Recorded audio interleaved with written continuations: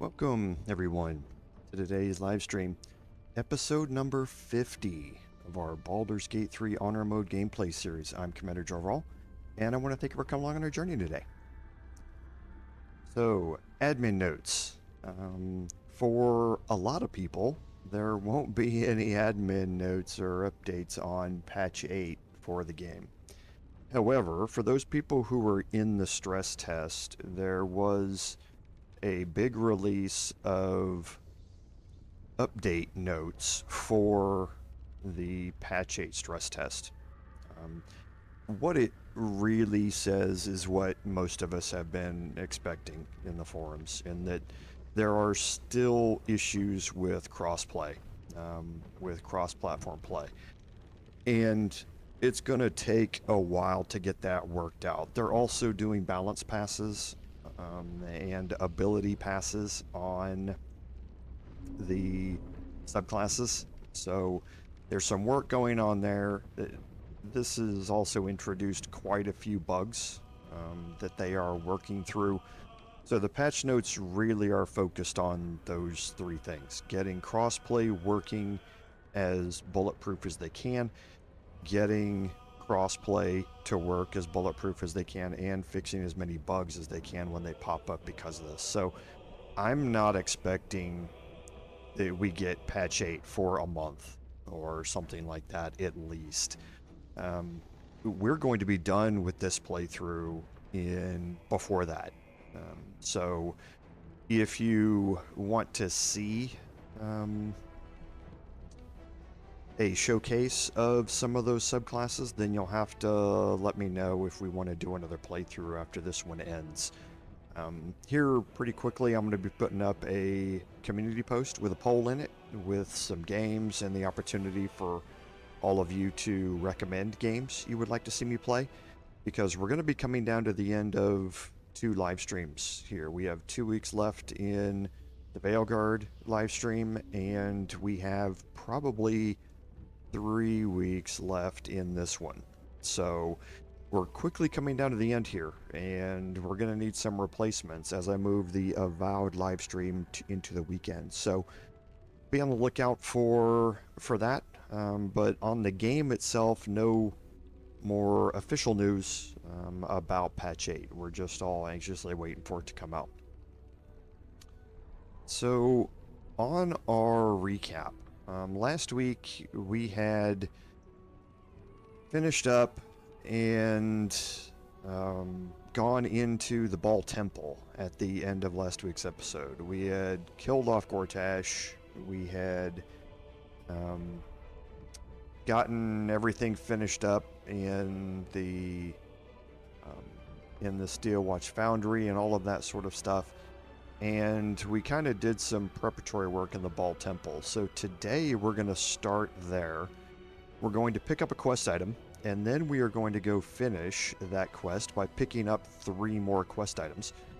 Once we finish that off, we are going to bring Gale back into our party, and we are going to head into Sorcerous Sundries and deal with Lorroakan and the various items that are there.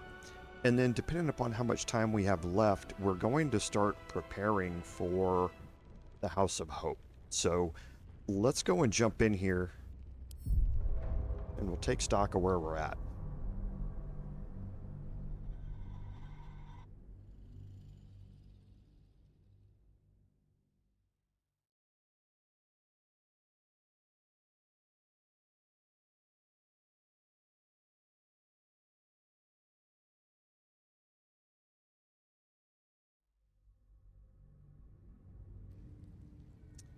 Okay, so here we are in the Bhall Temple, and we're going to go up here first and deal with all of this, and then, like I say, somebody's going to be waiting for us up here. So I'm going to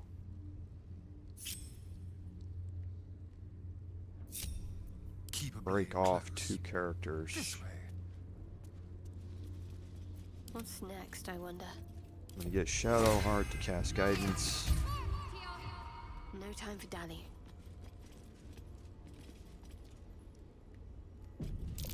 Trouble.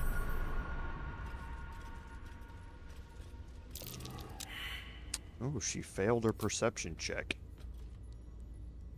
Okay.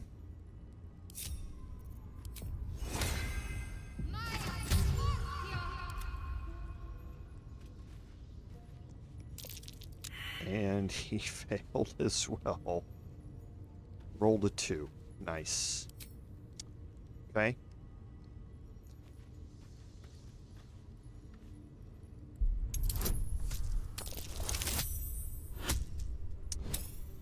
Okay, that doesn't bode well, rolling nat 20s this early. Be careful. There are traps about.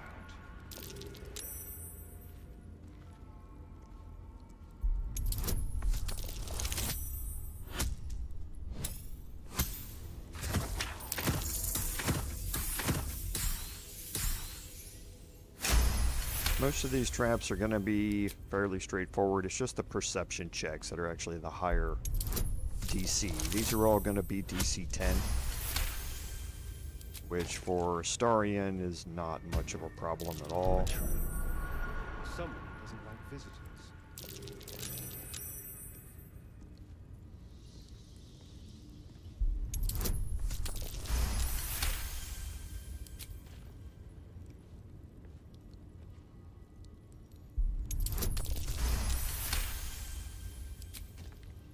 And you don't have to disable the sanguine vents, but might as well.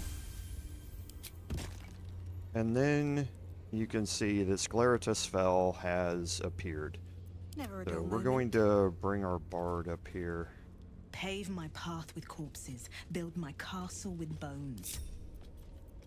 Wits and blades always Use sharp. Shadow Art to cast guidance on her. Just Nothing hurts anymore. With attempt haste. this. And she found it. How delicious. Let's move.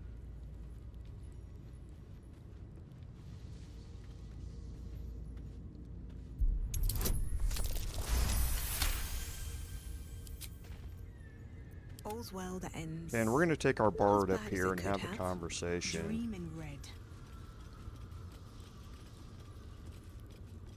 There's going to be another perception check here. Or another vent. Hither, my hot-shot champion, raring to slay. Oh, master, master, master! You have come home to your royal dwelling. But why did you exert yourself so getting here? I was waiting to open the door.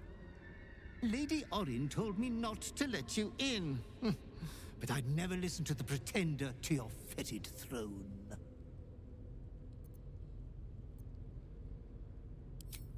We are unfortunate bunkmates, as she refuses to leave your estate. Every day she kills me as I'm trying to beautify the temple for your return. Up to thrice some days. Being killed by you is so much more pleasurable, master.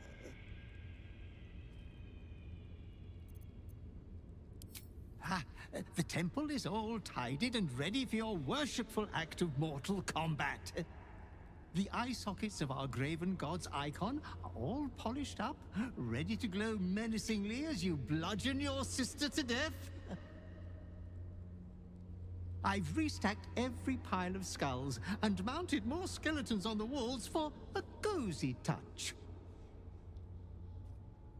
Such an interesting character.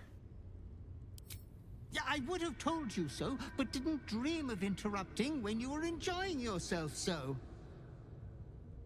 Bashing the Hollyphant's wormy trunk was a particularly refined deed.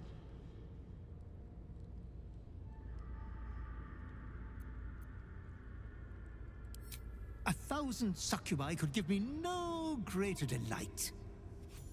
There's a puddle of blood on the floor as you walk in. Careful, don't slip.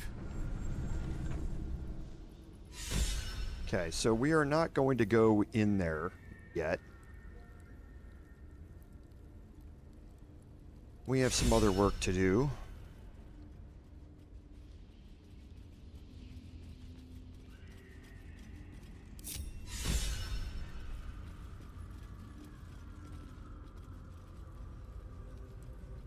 And we're going to head around this way.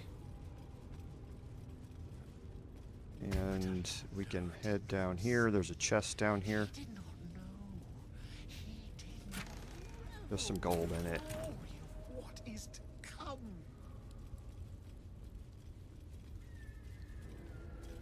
And then we can get up here. And there's another chest up here.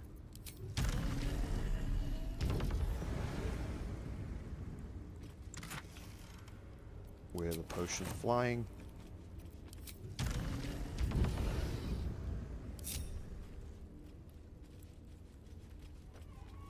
And now here is the real reason that we came down here. And that's this pile of bodies here. Okay? We're going to find a quest item here. However, there's something else about this that you need to be really wary of. We're going to slowly make our way up here. And she failed her first perception check. Let's do this. This is probably a bit extreme, and I'm probably overreacting a bit. But let's get her shape-shifted.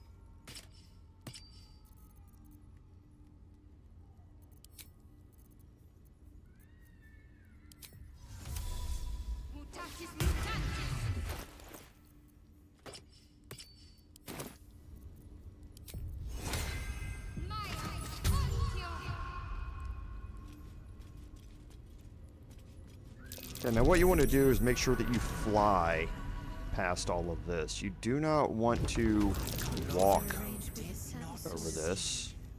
He did not know. He did not revel in the glory of what is. Okay, so we found all of them except this one.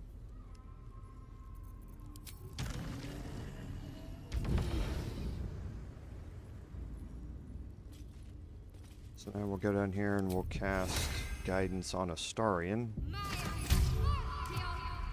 Watch your back. Go. And we'll do the same thing. And okay, so he found it. Now with these, they're very, very picky. So what I recommend is moving up close to them.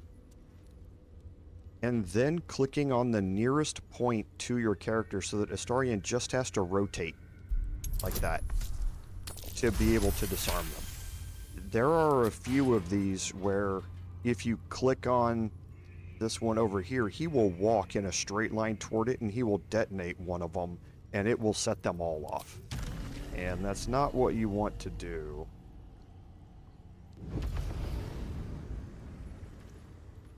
So then click on the point nearest to him and hopefully he just has to rotate.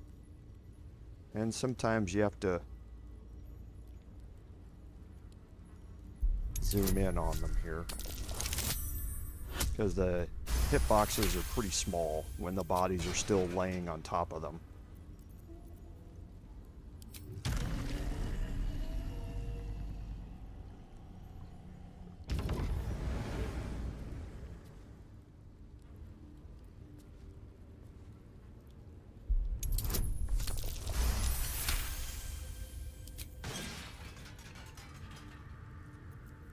Okay, and then this one is still pretty easy.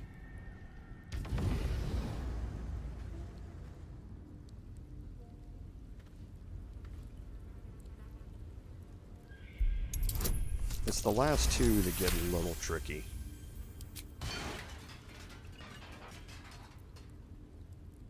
Okay, so this one you can get here. And click it.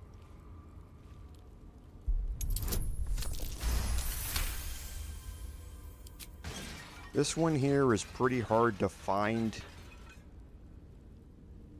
a pixel to click on it here. If you zoom in, you can see that you can get it just down here on this side, so we need to get Astarion kind of over here.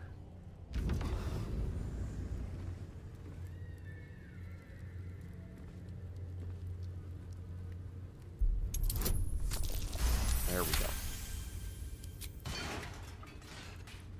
Okay, and now you can start searching them. Now, most of them are not going to have anything, but you are going to find the clown's severed head here. And another note from Orin. And that's why we came down here, was to be able to see if we can finish up Dribbles the Clown today. Okay. So, up here,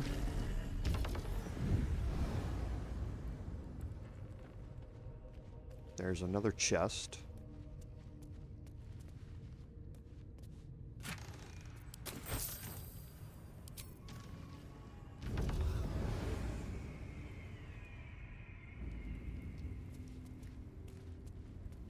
And I don't think there's anything up there. Okay.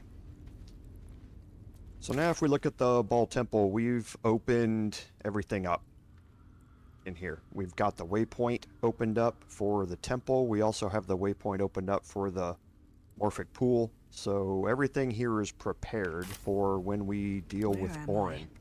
So let's go look at finding the rest of the items. There are 7 body parts. I believe, yeah, I think there's 7 body parts for Dribbles the Clown. 3 of them, I think we need 3 more. So we're going to head to the lower city central wall first. Gazette has a transcript of a conversation with Archduke Gortash. What's he got to say for himself? Okay, and Lots of talk about Walk in death. Lavernica's home is right here.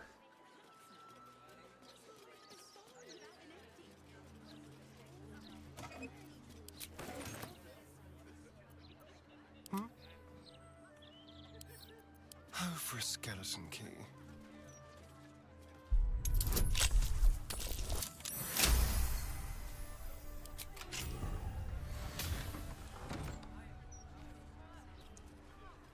And in here, you're going to find a whole lot of...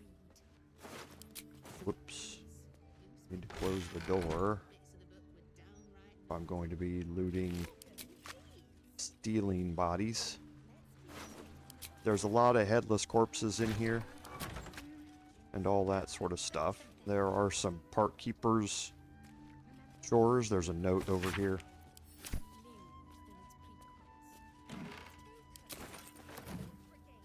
And then there's a hatch.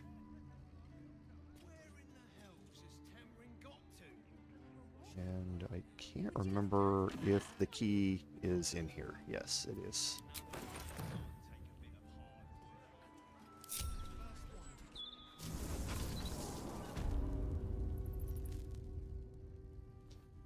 Okay, so down here you're going to find a lot of dead bodies. Okay. Now, none of these over here are going to have anything really worthwhile. There are some things that you can pick up. A whole bunch of crafting supplies and all of that sort of stuff. Tread carefully.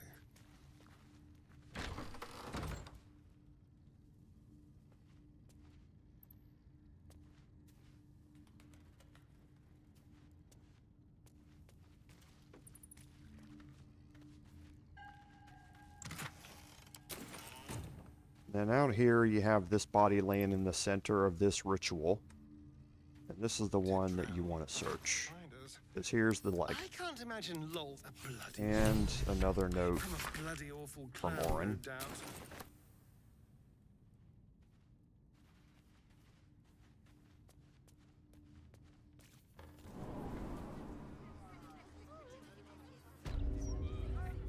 Mind never Okay, quiet. so the next spot that we're going to These head boots have to seen everything. Considering an army of cultists is on its way to... is...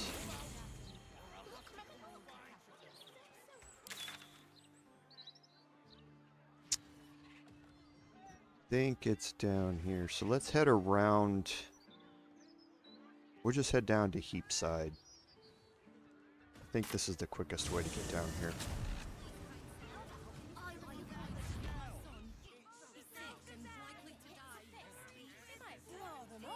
And I always have to find it. Right.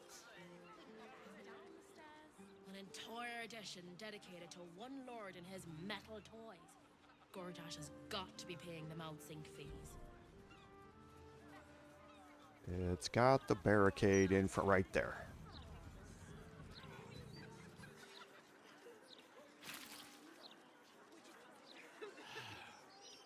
I'm going to ask for directions. No, you mustn't. The city is Okay, so this is the pear tree house. Okay. We'll just stand here until So what you want to do with this is get everybody in Keep your distance, darling. position here. A long way to go still. And you want to have Shadowheart cast darkness on this. And you want to be very careful when you cast it so that you don't hit any NPCs. But you want to cover the door up. Don't touch me.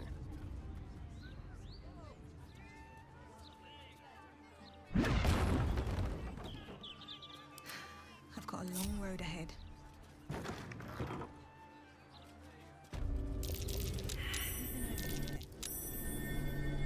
And close the door behind you. This is a no trespassing area. Great idea. Okay, so you don't want to get caught Can't here. afford to stay idle. left, right, down the stairs. Intestines throb. There's a blood dead body whispers. we can cast Speak with the Dead on.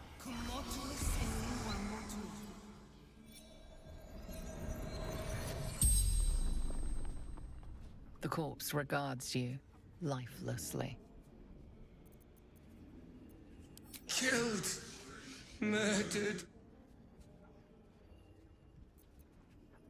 bastard, dwarf, red shirt.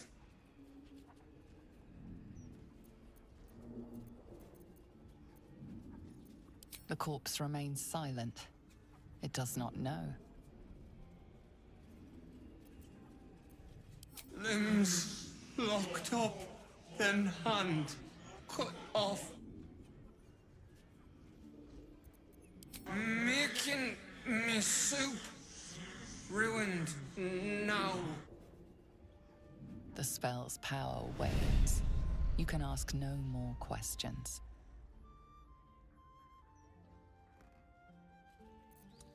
Okay, and you can search him, and you'll find a note here about the basement.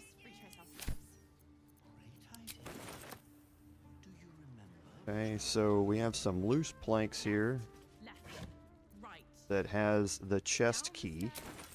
and was that the stairs?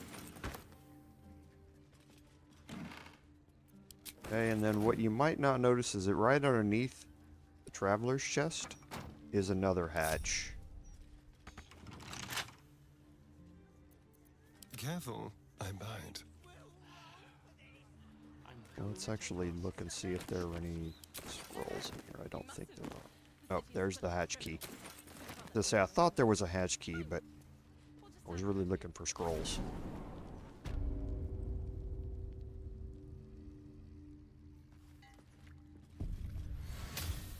Then here you find a giant corpse. And here is the arm. A clown's arm. Stained with And grease again, paint and another blood. note from Orin.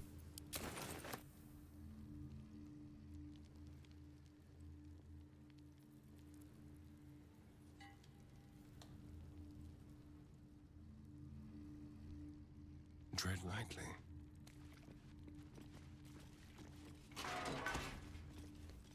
Now here, Don't burn yourself.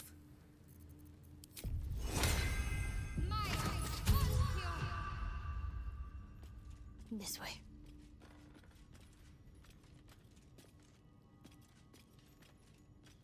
okay. So nothing here. So there's the chest, scroll of polymorph, but there's also a strong box back here. And this uses the chest key. And this is just going to have a couple of soul coins for Karlach and some +2 items. Wretched thing. Now we don't want to walk out the front door down there. So we're just going to fast travel out of here. And we have one more. And for that, we're going to head down here.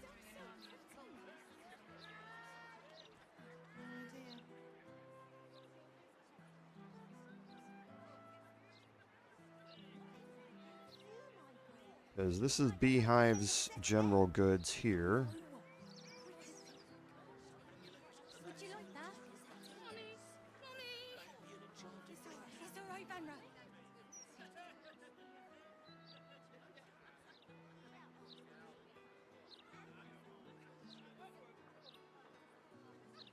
Oh, I'm encumbered.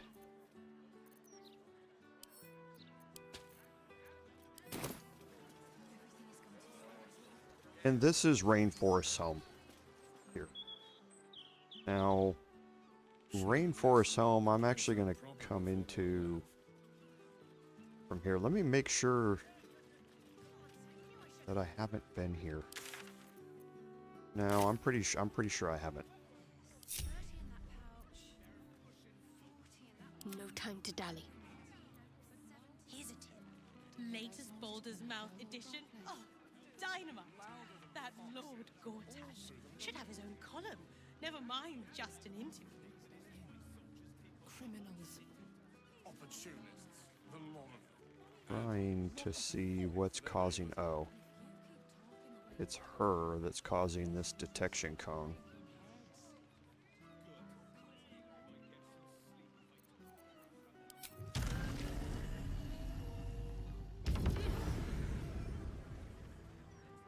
Imagine what it's done to the house, bro. I'll go this way. Lord Gortash needs to send the steel Quiet as a mop mouse. up all this riffraff. Gods, I think they might have their work cut out for them.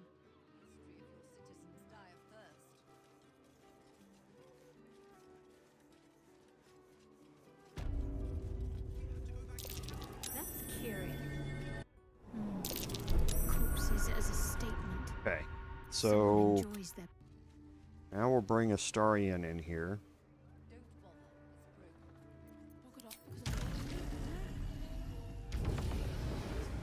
It's much safer this side of the city walls.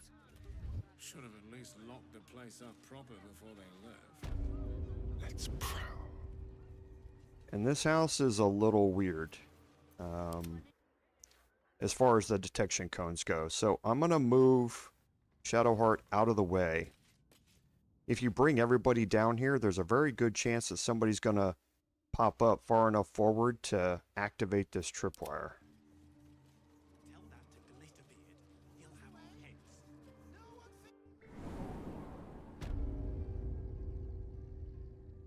And again, I'm going to do the same thing. I'm just going to move him up, and then I'm going to click on it, so all he has to do is rotate.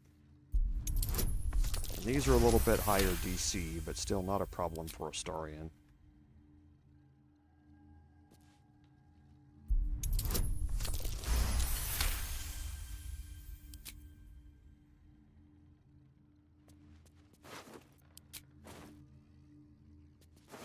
And on Winslow's body, we find the foot. Dribbles. And again, another note from Orin.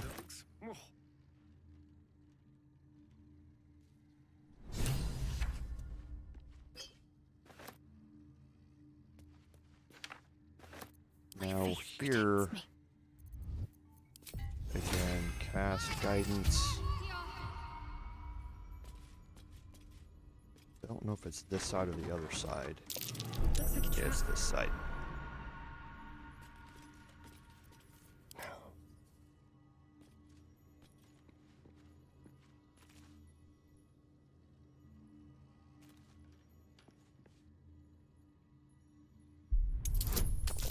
Okay, we'll disarm these traps here real quick.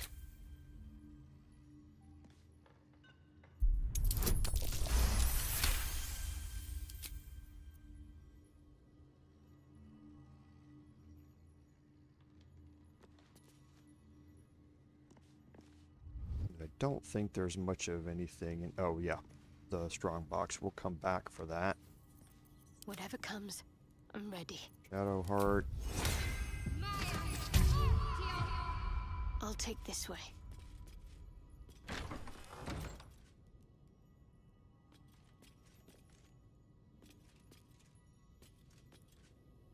don't think this is perception. I think it's investigation. No, it was perception.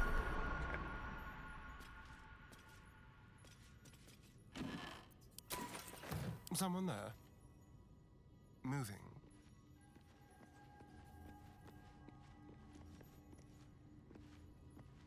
And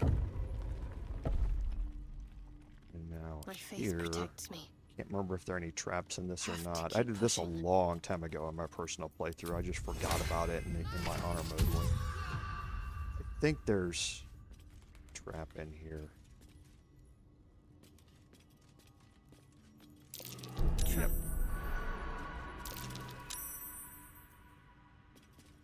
Well, hello. Let's go.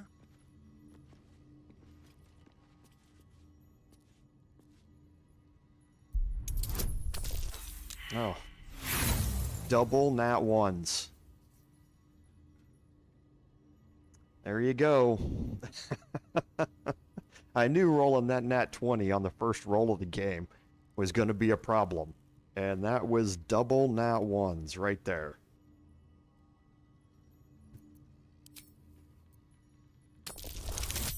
Impressive.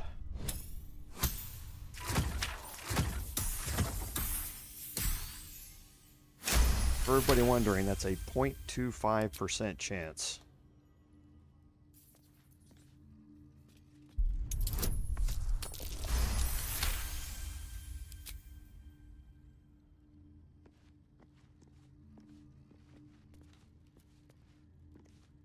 And then here you have Rainforest Chest Key.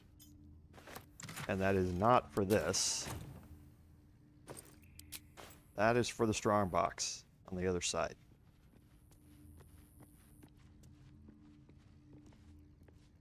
Don't mind if I do.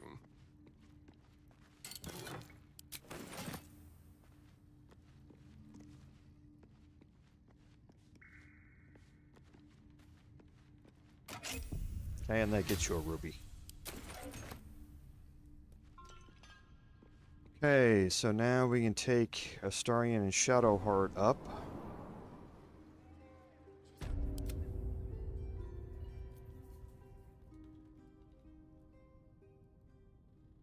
Got to keep moving. I'll give it a try. And we'll go to camp and we will collect all of the body parts.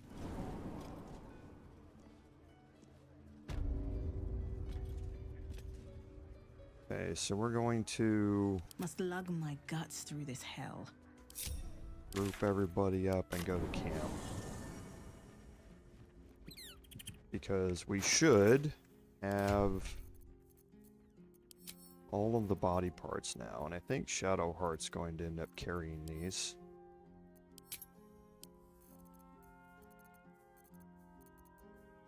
Okay, so 1, 2, 3, 4, 5, 6, 7. Yes, we have them all. Now these things are heavy.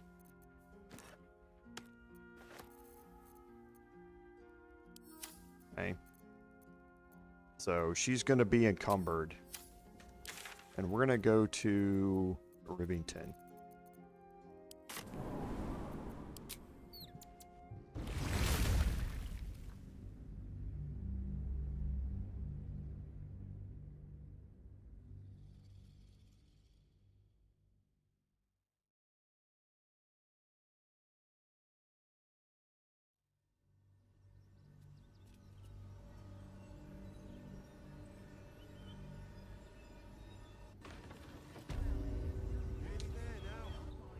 And we're going to come down here around the corner and we're going to head into the Circus of the Last Days and talk to Lucretius. They attacked a child. You should have killed the little monsters. They were provoked. The child was... And this is going to be your last opportunity to buy anything here. So if you want to, if you're using the clown hammer and you need more disguise kits, stock up on them now. You won't be able to get anything else out of Akabi. He's really upset with you. But anything out of Boney or from Popper, you want to get them now. And like I say, this is your last opportunity because the circus is going to disappear after this.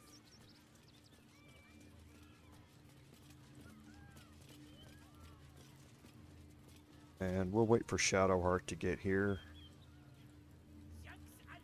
But if we do open up our quest journal, find Dribbles Clown, we have all the body parts now.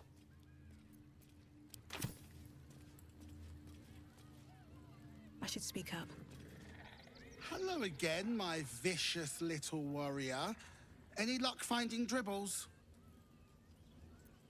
Ah, perfection. This is just what I need. His flesh has a few rat bites and his teeth are missing, but these are minor issues. I shall remake Dribbles better than before, where once he was famous, he will now become legend. And you? Here, darling, a little something from your friend, Lucretius. My circus and I can now finally leave. It's called magic, darling. Do keep up. And you delectable vintage. Oh, and if you do take on the absolute, do try not to end up like poor Dribbles. You are so very pretty after all.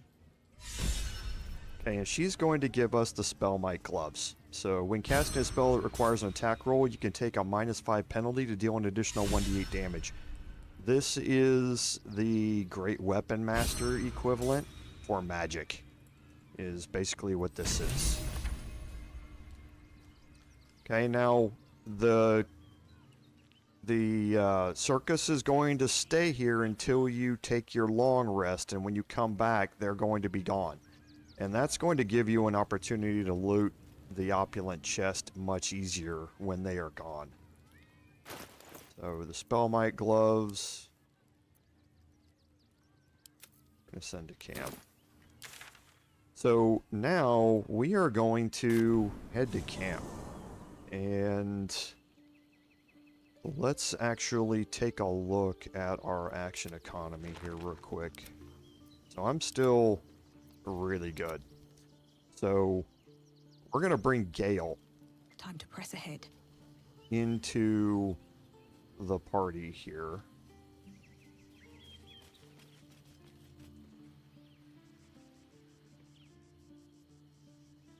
Yes.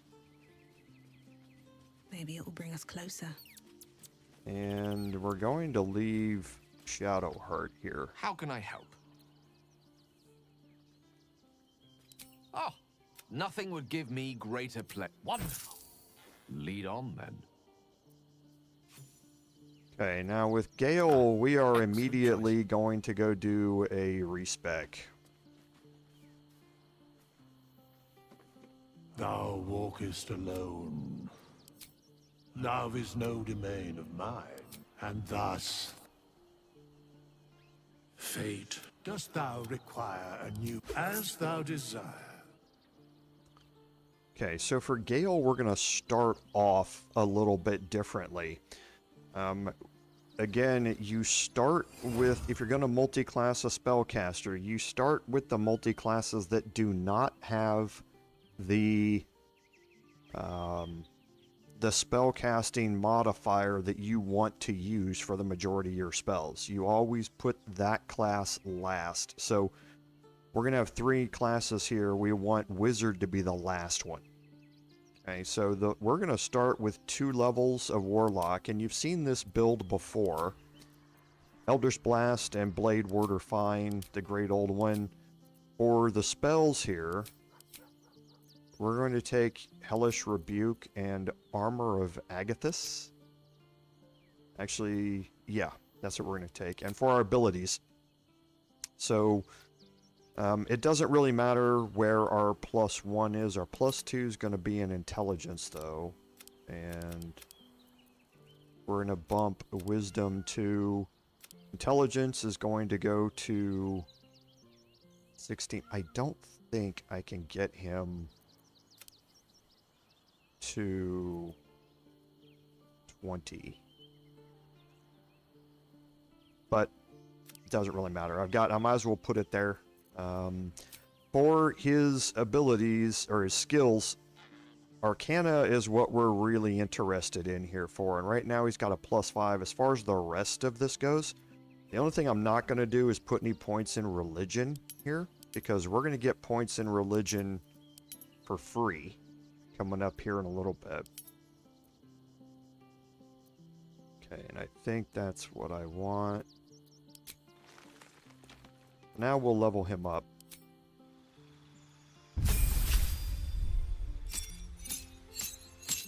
And for his Eldritch Invocations, we want Armor of Shadows. This allows him to cast Mage Armor, basically, as an action for free without a spell slot. And that's really important for the build that we're going to have. We're going to give him Devil Sight so that he can fight in darkness as well. For his spells, doesn't really matter what we're going to use here. Actually, I will just take Tasha's, I think, just to try something out. Then we're going to take our first multi-class, and that's into Cleric. Now for the cantrips, we want Resistance and Guidance here. As far as Thaumaturgy, you could take it if you want. It doesn't really matter. We're only going to be keeping him in the party for a little bit here, so it doesn't really matter. For here, we want the Tempest Domain. His deity, we may as well make it Mystra. And for his abilities, you see, we get Religion here as a proficiency. Okay, so don't put any of your previous Warlock points in Religion, because you're going to get it here for free. For the prepared spells, we don't really care yet.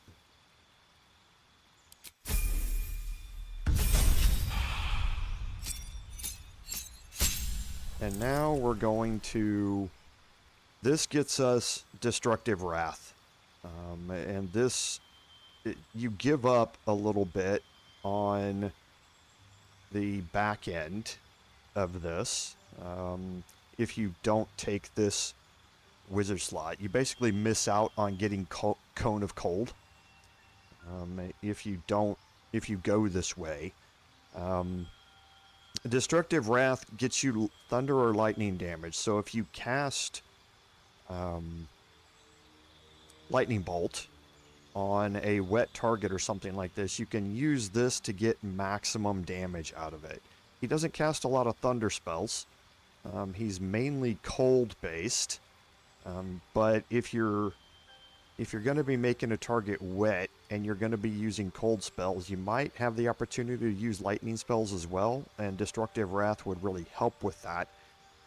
But you are going to be missing out on Cone of Cold if you do that. So it's, in my opinion, it's 601, half dozen the other. So I'm going to take the second level in Cleric here. And now we're going to get our wizard levels.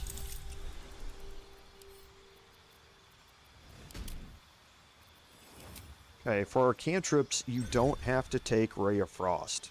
We're going to be getting Ray of Frost for free from somewhere else. We are going to take Shocking Grasp, though. And again, this is where we're taking some lightning stuff as well. So Channel Divinity can be useful. For the spells that we're going to select, don't obviously pick anything that you've already got. Okay, so we're definitely taking Magic Missile, Ice Knife, Shield. For the rest of them, it doesn't really matter all that much what you're taking. So I'm going to take Enhanced Leap. We can cast that to give people extra jump. And Ray of Sickness might as well. For the prepared spells, we're not going to worry about.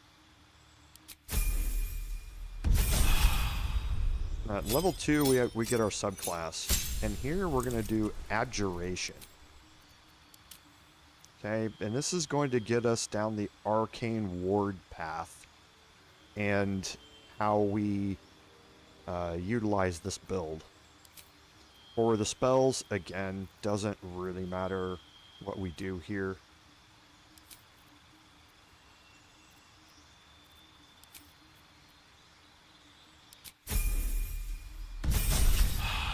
Level 3, we get our first level 2 spells. And we're going to take Darkness here. But definitely we want another way to be able to cast Darkness. You can take Shatter here as well. This allows you to do thunder damage to combine with the divine strikes that you get with Cleric. Level 4, we get our first feat. Again, cantrip doesn't really matter. Your spells, again, don't really matter. We'll take Scorching Ray and Hold Person. For the feat, we're going to take Dual Wielder here. And the reason for that is that we're going to gain a +1 bonus to our armor class. But you're going to be able to wield a melee weapon in each hand. And this applies to staves. Staves are versatile, so they can be used one-handed. So we're going to have 2 staves equipped in this build. Level 5, we get level 3 spells. And we're definitely taking Counterspell and Haste here. Level 6 doesn't really get us much with the exception of Projected Ward. This is the ability for him to use his Arcane Ward on somebody else in your party if they're going to take damage. So we'll take Lightning Bolt here and the Ubiquitous Fireball.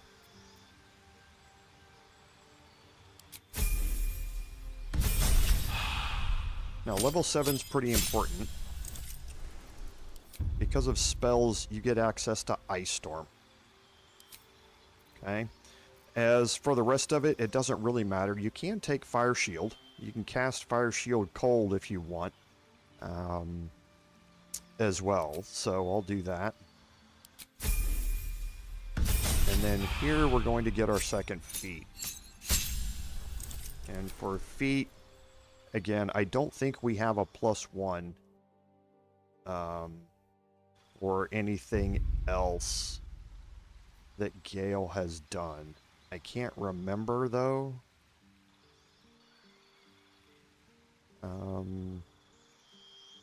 If he did. So, but I'm just going to take ability improvement and bump that up to 19. Again, I don't think I can get that to 20 with how I built him out. And then for the rest of this, again, doesn't really matter. Wall of Fire is always good. There's some other stuff in here that I could do with Glyph of Warding, I guess.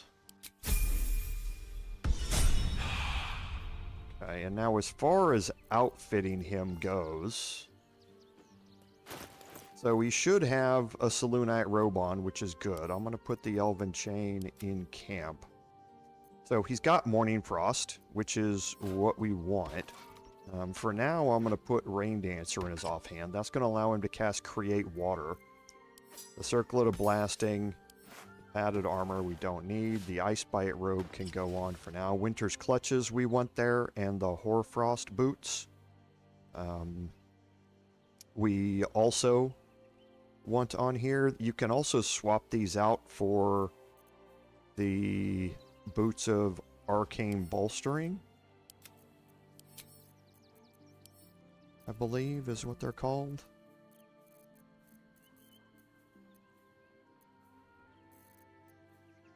Yeah. So every time you dash, you're going to get Arcane Charge for 2 turns, and that means that you have a +2 bonus to damage with spells. So you can use your bonus action to dash every turn and then gain a straight +2 bonus. There are some others in here. The Evasive Shoes is going to get us another +1 on armor class, but we don't really want that. If Gale is going to get hit, or get into melee, we want him to get hit. Okay. So for now, I'm going to leave the Hoarfrost boots in there. The Necklace of Elemental Augmentation is good. When one of your cantrips deals cold damage, you add your spellcasting modifier to the damage, so we're going to be hitting +4 to our cantrips hitting. Not going to need any of these.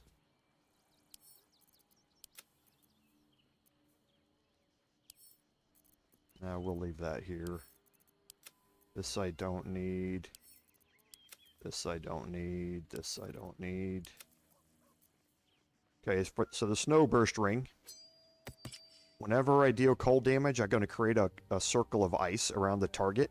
When their turn starts, they can possibly slip and fall down, and that will end their turn. Now, that's why the Hairfrost Boots come into play, is that I cannot fall prone while traversing icy terrain. And you'll kind of see how this plays out. Sunwalker's Gift is useful, but we're going to swap that out for something else. And as far as the cloak goes, there aren't a whole lot of good options for cloaks for Gale to use. We'll take the Vivacious Cloak, but we'll probably not use that. Then he's got, for his helmet,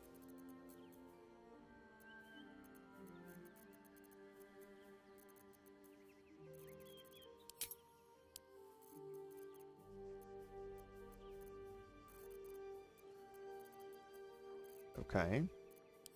See if somebody else has it.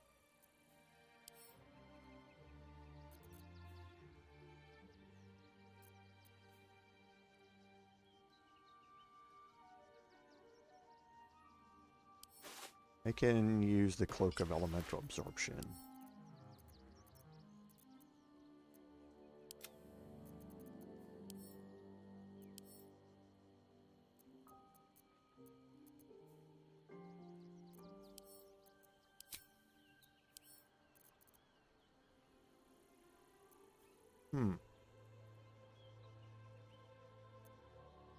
Did I not pick it up for some reason?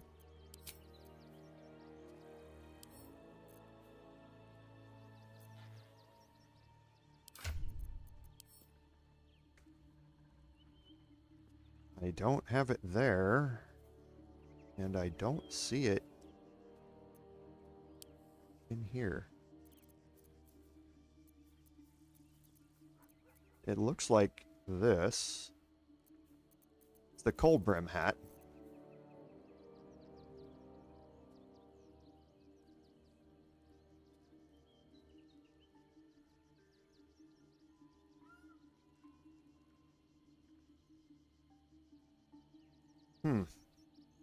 That's weird. I don't know why I wouldn't have picked that up. It was in Balthazar, in the hidden room in Balthazar's chambers in Act 2, where I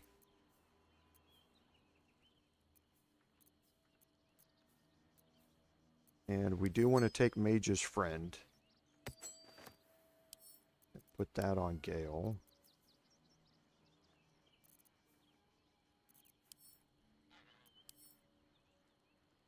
That's really weird.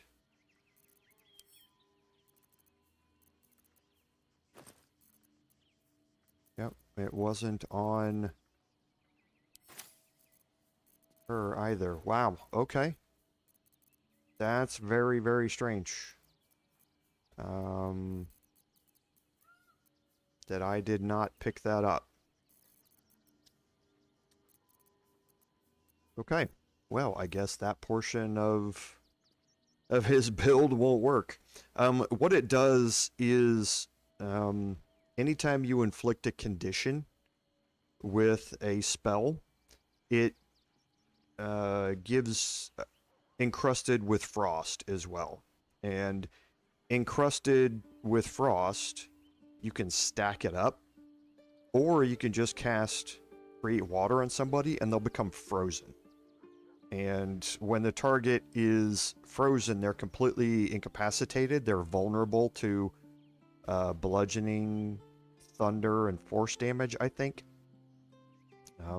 So you can get a double strength attack in there, and it really makes Karlach's bludgeoning damage really, really hit hard.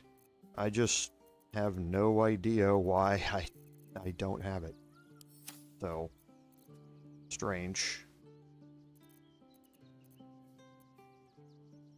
So I guess I've got to find a hat for him.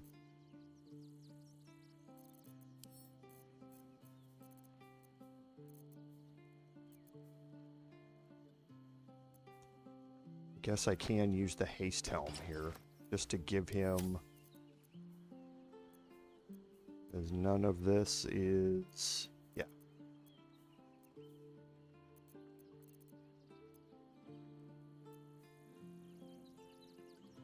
Okay, and yeah, getting a +3 to initiative rolls is nice for this. Okay, so what you do with Gale here, and you shall find me.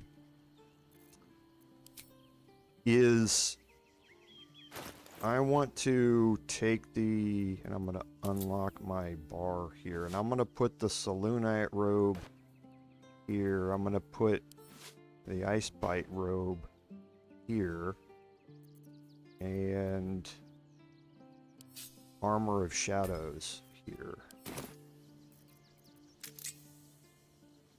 And now what you can do is you can see he's got 2 Arcane Ward. So I can cast Armor of Shadows. That's an invocation spell. That's going to give him another Arcane Ward. I can swap out to an Armor. That's going to get rid of Armor of Shadows. I can put the Icebite robe on and cast it again. And I can up my Arcane Ward all the way to its max level by doing this.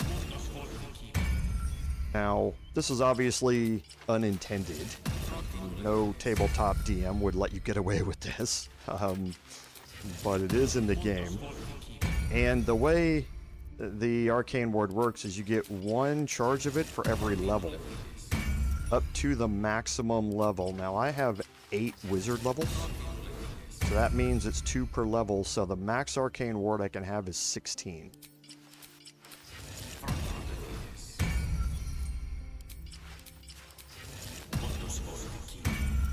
Okay, now with the last 3, I'm going to put the Icebite robe on, and I'm going to cast Armor of Agathis. This is a level 3 abjuration spell, so this is going to get me up to 16. And I have Armor of Agathis until Long Rest. Still breathing, despite everything. So now, as far as salutations his go, we don't have any tadpole powers for Gale.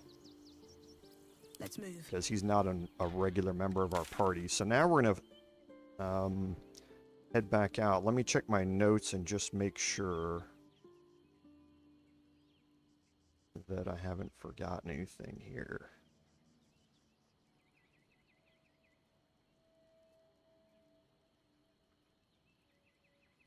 Oh, yeah. So he can cast... Let me work my magic. Find Familiar. He learned the Cheeky Quasit scroll way back in Act 1. You need to have Gale be able to cast some sort of Find Familiar spell. And this one is there. There's also a scroll of it he's going to be able to use, but if you have it already, it just makes it easier. Can't give up now.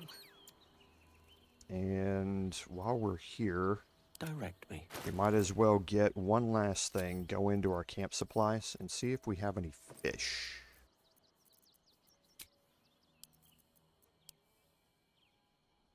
And we have plenty of fish.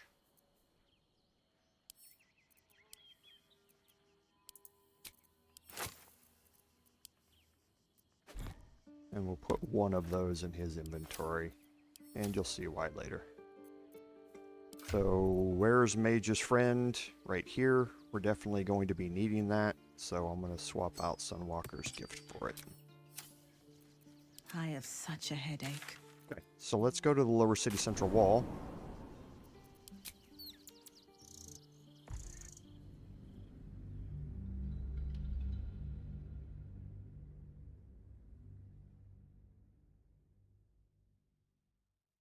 And we're going to head into Sorcerous Sundries.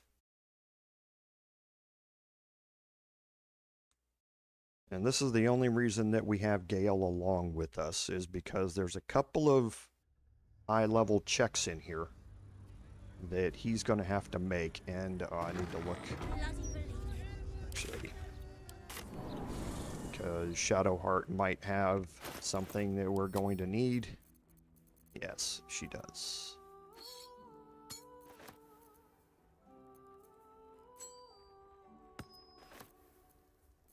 And we'll take the scrolls and we'll send those to Gale to use.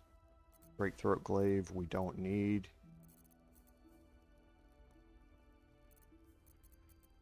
Okay, none of the rest of this that we're going to need.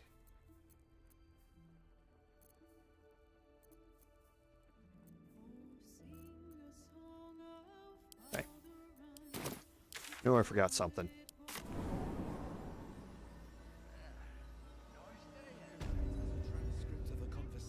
Breathe deep and move. And sitting here at the entrance is Aridin. We remember Aridin all the way back from the Grove.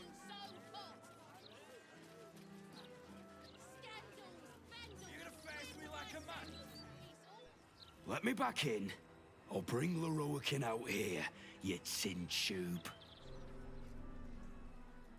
You tell Lorroakan I went for his goddamn night song, and now he has to pay up. What are you looking at? Shit, it's you. You went looking for the night song after me. Please tell me you found it. Okay, now you can lie to him here. And Asima? Hells. If I'd known, I'd have asked for more gold. Kidnapping costs more than theft. Don't forget, I'm the one who gave you that contract. I want my cut. You can get into a fight here with him. And I suppose you were stupid enough to kill her. Son of a bastard's whore. You had a small fortune in your grasp, and you let it go. I ought to knock some sense into you. But you know what? I'm too goddamn tired. If she's out there, I'm gonna find her. You mark my words.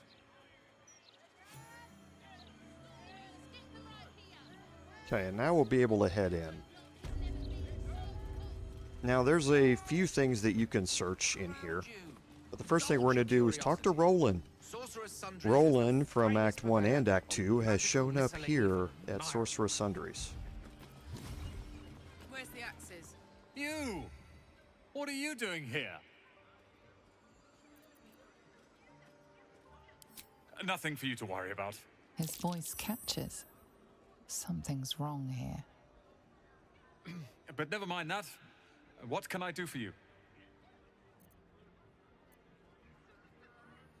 Be very sure before you make to visit Lorroakan. He's got a beastly temper. But if you really do know something, he'll want to see you. Head upstairs. You can find the way into his tower up there. Okay. Now down here, you can talk to the NPCs. There's nothing, you know, special down here or anything, with one exception. Look, a bookseller. She can point us to the tome I need. Okay, and that's right here. So, going to cast Darkness here from Gale. Lovely day, this. Actually, I'll do it from me.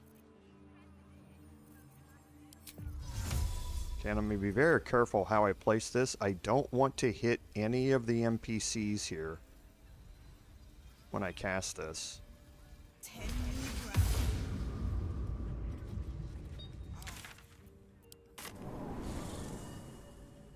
Okay, and I'm immediately going to head to camp again.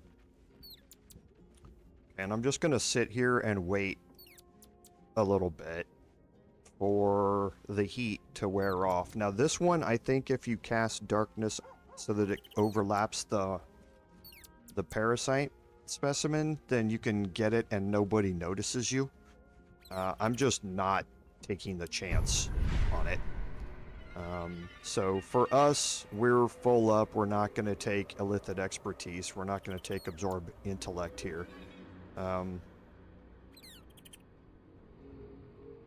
know, I might as well just take Ulcer. There's no reason not to. I'm not going to do anything else with that one. Okay, so now I'm going to head out to the lower city central wall again. I'm not going to head back directly in there.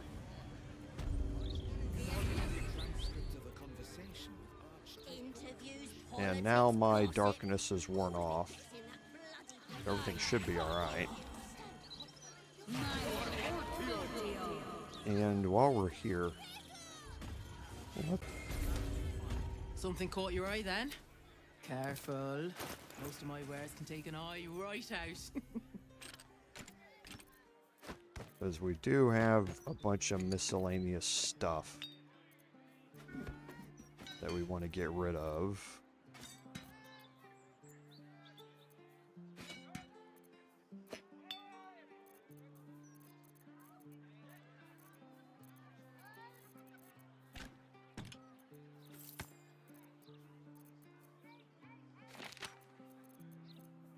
Okay.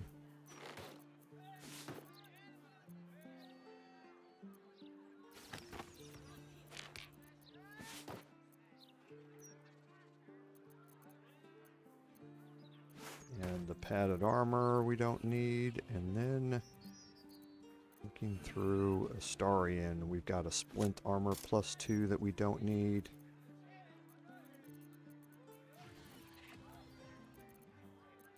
I think that's it.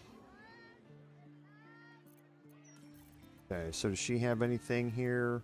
So we do have arrows of transposition. I'm going to take these. I probably have enough, but I need... I'm trying to think. I need 5 of them, I think,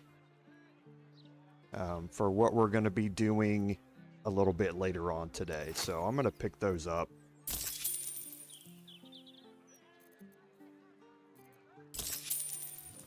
All of my wares are tried and true.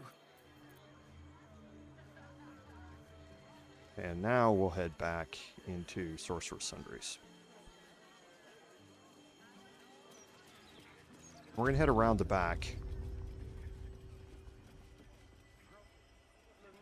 To stinking swamp. Can you do tricks like that, Gale? As Gale mentioned, a bookseller. Easiest thing in the world. Though I'd do it the other way around. Literature department. Can I help you? Psst. These books are sensitive. They prefer an environment of quiet reverence.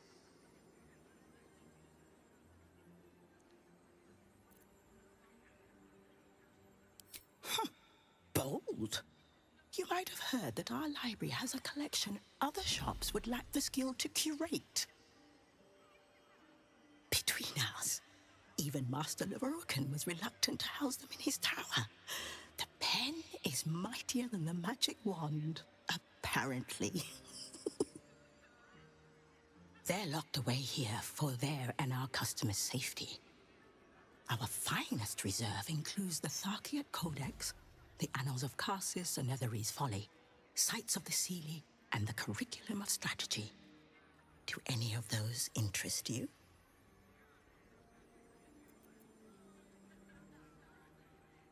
It is said to be written by Lord Karsus himself, the Netherese arcanist who attempted to replace the goddess Mystra, failed, and was banished for the attempt.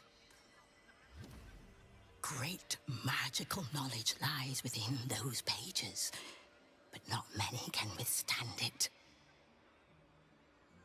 That's it. That's what I need. The Annals of Karsus would no doubt have much to say about the crown's true nature. If only you could read them.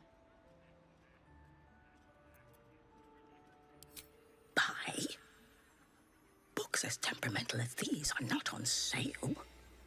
They are secured in our vault, where none can harm them, nor can they do any harm. Consider yourself lucky to have learned of such a book's existence, and then forget about it. The annals of Carsus are best left unread. And now here we have a persuasion option.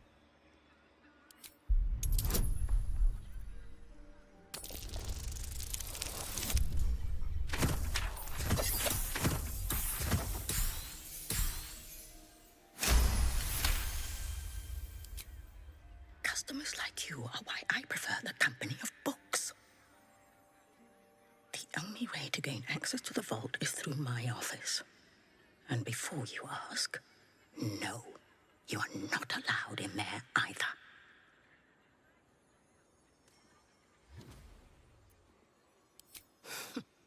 You certainly have.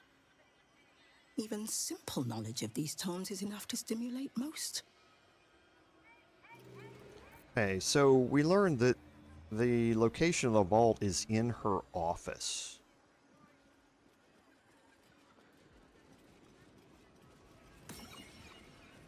Now, you also can...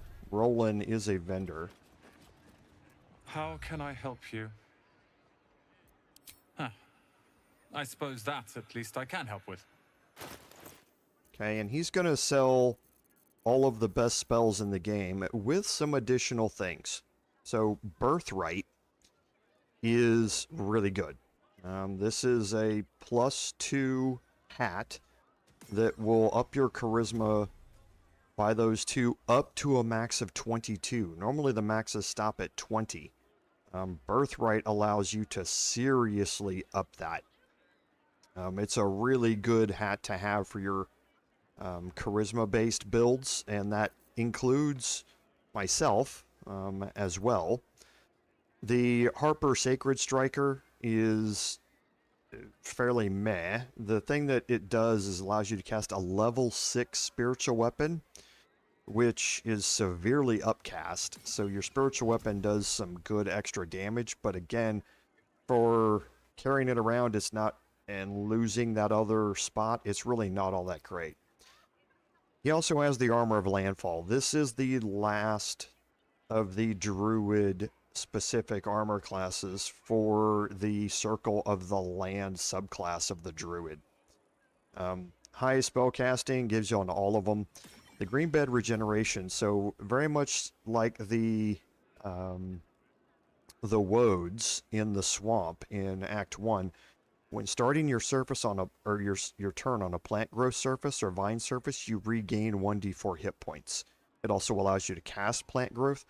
This is probably the least useful out of all of the armor sets right now for the monk. But then the Vest of Soul Rejuvenation. Now, this is really, really good. For Astarion, the wearer can use a reaction to make an unarmed attack against any attacker that misses him. Now, Astarion's armor class is not that great. So he gets hit quite a bit. This, however, gives you armor class +2 as well. And then anybody that misses, you can make a full strength unarmed attack. And Astarion's unarmed attacks they hit really hard. Now what you can also do with this is you can bait an attack. So you can move up next to somebody, then move away, trigger the attack of opportunity. If they miss, you can immediately use your reaction to turn around and make an unarmed strike against them. So it's a way to get another additional attack against enemies while you're out there. So it's a really good item to have. The Ring of Regeneration is 1d4 hit points every turn, basically. Fairly meh. And then the Quick Spell Gloves. So cantrips that cost an action cost a bonus action instead. This effect can be used once per short rest. There's a couple of the Will Eldritch Blast cantrip builds that utilize the quick spell gloves to get you an additional once per short rest Nova Burst, basically, of Elder's Blast that works out really, really good. Now, I don't care about gold anymore, but I do want, I'm going to buy all of these just for experimentation purposes probably, but I'm just going to pick them up.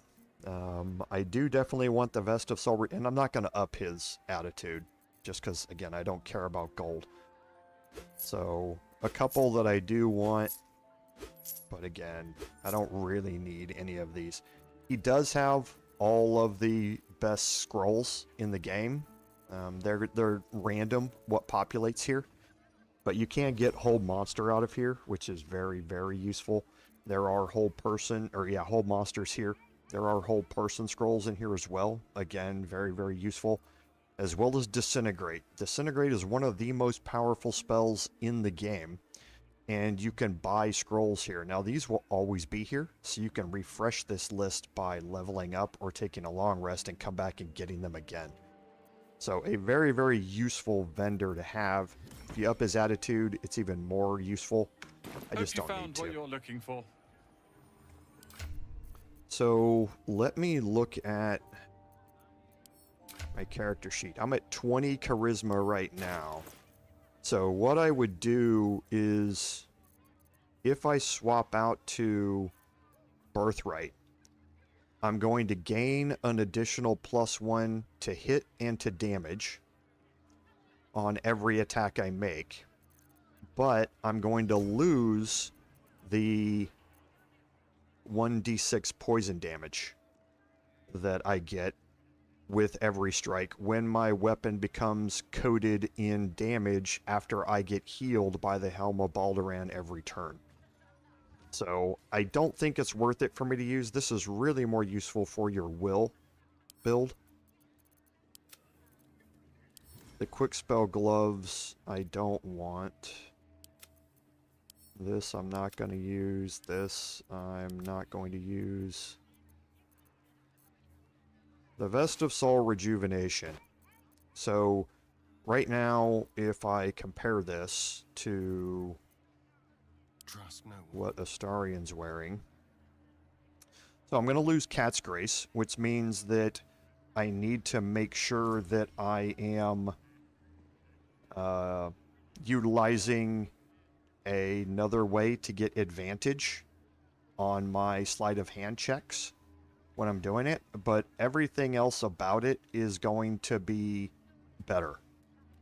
Okay, so if I swap this out, my armor class now goes up to 19. Okay, so I was gaining +1 because my dexterity went up by 2. So now my armor class is up to 19. Still not great, but certainly respectable and enough to get you to the point where that's another 5% chance that somebody's going to miss when they're trying to attack me, and then I can use my reaction to attack them back. At least things have stayed So we were heading upstairs here. Once we get up here, we're going to have a conversation.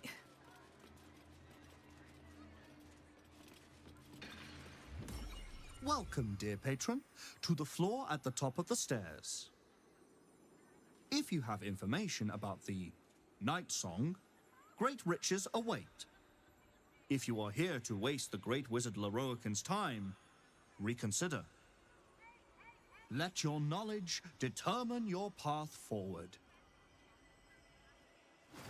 Now that was an amazing piece of dialogue. I don't know if you caught it. You can actually go watch it back in the VOD afterward and see. The voice actor plays that as if it was a recording where you can insert whatever word you want. So like in the old days when voice recordings were horrible, you would get computerized messages that would say, "Welcome to Chase Bank. If you were calling about," and then a completely different voice would go, "savings accounts, please press 1. If you are calling about checking accounts, press 2. And it would be a completely different, because you could change those options out all of the time. He did that with the word Night Song there. There's a little pause and a different tone in his voice. It was actually a really cool thing to see for those of us who are old enough to remember all those old days of bad recordings. So I'm going to move everybody up here next to the door. Okay, and I'm going to be a little careful about when and what I cast here for this. I want to barely overlap the door, but I don't want to cast it so that I hit these two NPCs down here, and I don't want to cast it when Big Clive is walking around underneath me. Okay, so I'm going to wait until he moves out of the way. And I'm going to go into turn-based mode.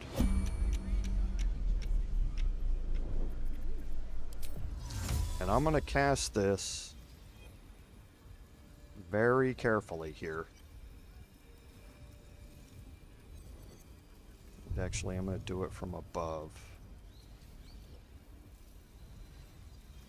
I'm covering the door, but not anybody downstairs.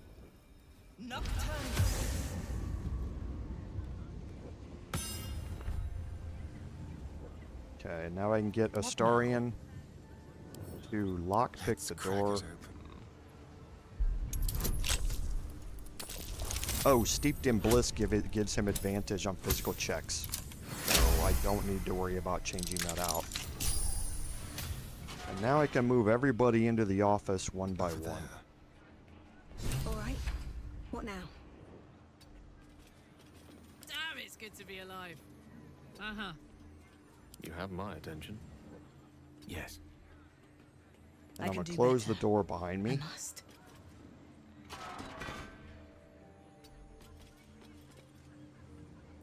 And just for good measure, I'm going to put everybody in hiding, but you don't really have to. And now I'm going to cancel darkness. Okay, so there's a couple things in here. The first of which is the basement chest key here. There's some notes in here that you can read about. They give you some lore about Sorcerous Sundries, but what you're looking for is this classed book on the shelf that you can interact with. That's going to open up this portal.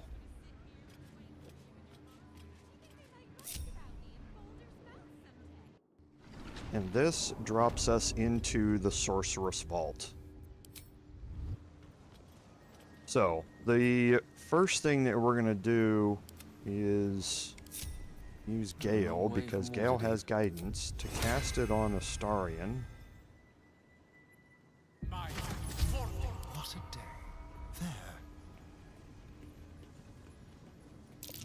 There. And there's the perception check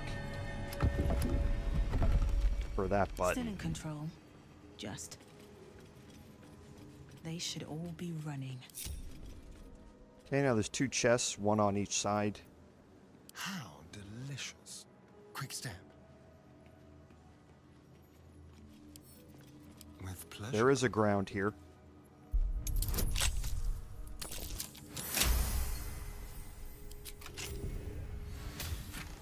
Okay, and this is, oh, it's got a Globe of Invulnerabilities scroll on it, which is extraordinarily useful for later on.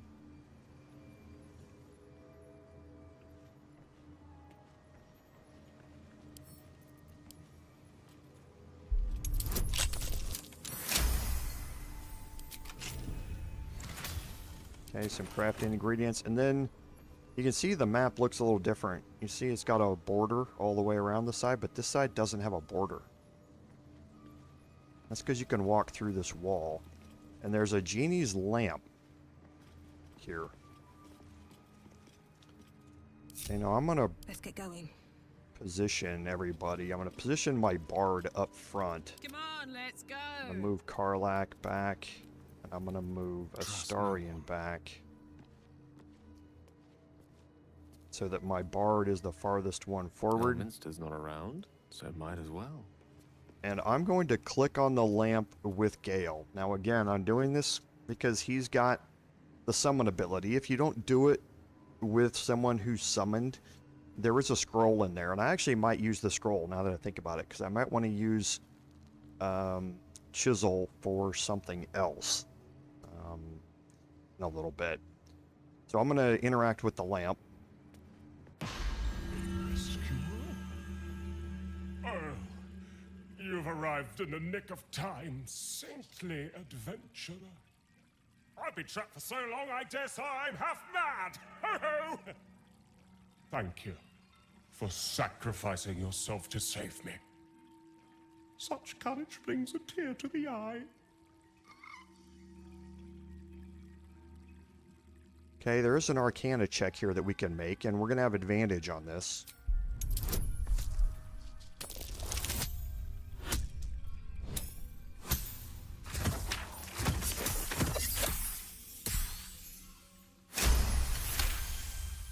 Touching the lamp seemed to satisfy a condition to the magic trapping the djinn. You realize what this must be. Imprisonment. One of the most powerful incantations a wizard can cast. You may be stuck here indefinitely. I sense you're deep in thought, my brave new friend. Do not fret. Until another takes your place, you will have all the time in the many worlds to ponder. Toodles! Okay, now that last line was crucial there. Oh, freedom's sweet nectar. How I missed you. Oh, my rescuer left behind a servant. I'm terribly sorry for your loss. I'm sure you're at your wit's end without your master. Okay, now you can get into a fight here, but there's no real need to. I mean, if you didn't do anything, he just got trapped somehow in there, and it wasn't his fault that we clicked on it. And it's not going to cause any lasting problems for us either, so you can fight him. You're not going to be able to loot anything from him.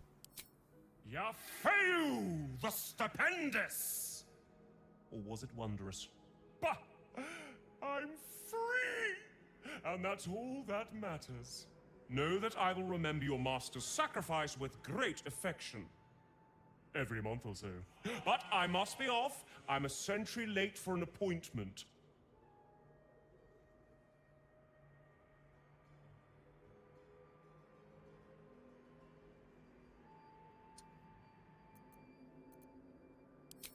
Doodles!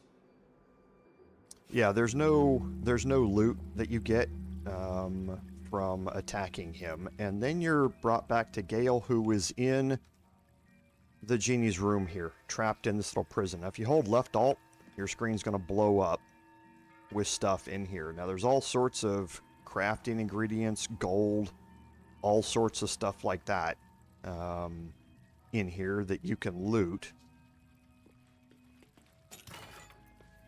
There is a scroll of summon Quasit in here. Okay, now we don't need any of this that's in here, but like I say, there is a lot of stuff to be able to loot, and some of it's pretty good. So don't overlook it. But yeah, there's nothing that we really need in here. And yeah, I'm actually going to use the scroll of summon Quasit here. And as soon as you get somebody to replace you in here, it's going to eject you.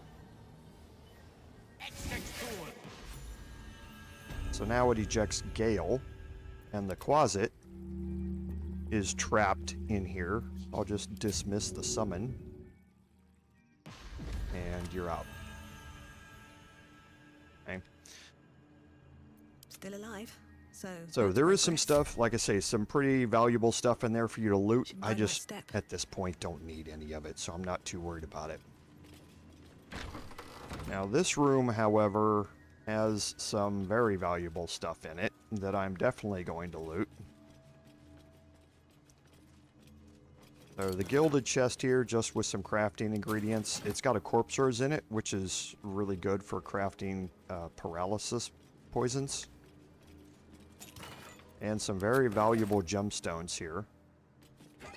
So some other gold and random things like that in these chests. This isn't what you're really here for. Okay, but Potion of Supreme Healing and Psychic Resistance are going to be very useful later. what you're here for is what's in this display case. Careful, I bite. Should be easy.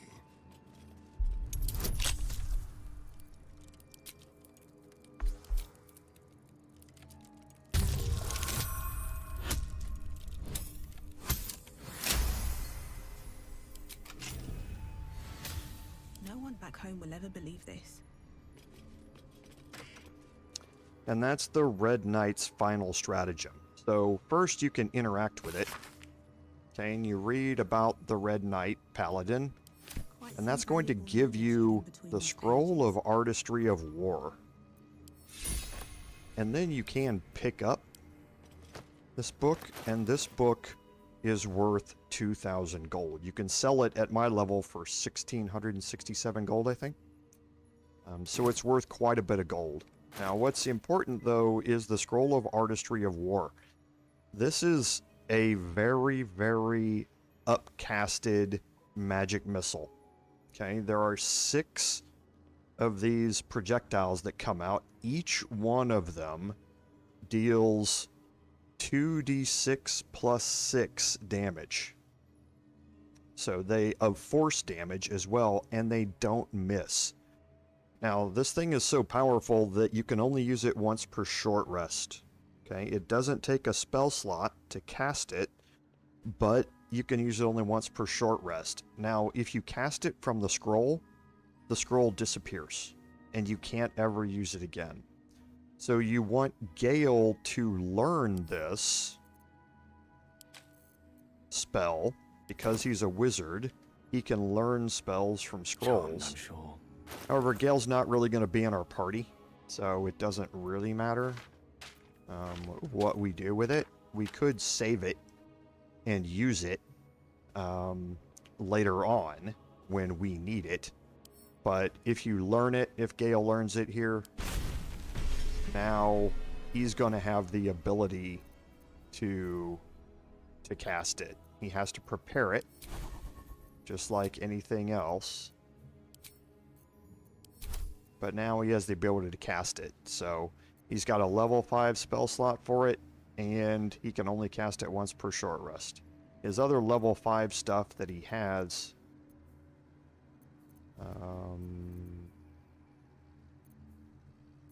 which I don't think he has any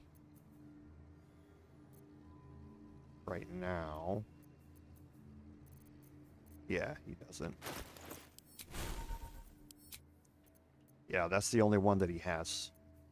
He's not normally able to have level 5 spells right now as a level 8 wizard. Yeah, he is. No, he's not. He's not able to have him as a level 8 wizard. But that gives him the ability to cast level 5 spells. So he gets 2 spell slots out of that with it as well. So it's a really good thing to have. So Never mind. don't miss out on coming this way. Moving ahead. But now we'll go work our way down the other passageway.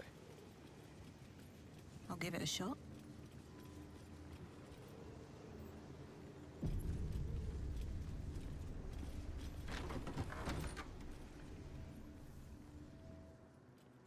Okay, in this room we again are going to have What now? a couple of locked chests. Simple.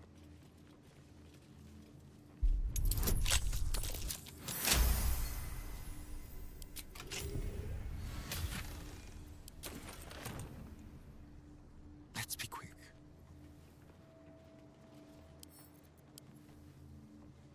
Hey Dave, welcome to the stream.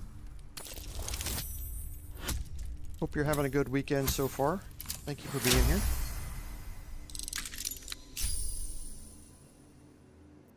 I'm rolling a lot of 20s. I'm not liking that. And then again, looking at your map, you can see this side looks a little weird. Everything is clear. Wonder if the gods are watching me. And that's because you've got a false wall here. Now in here on each side, you're going to gain some really good scrolls. No traps, please.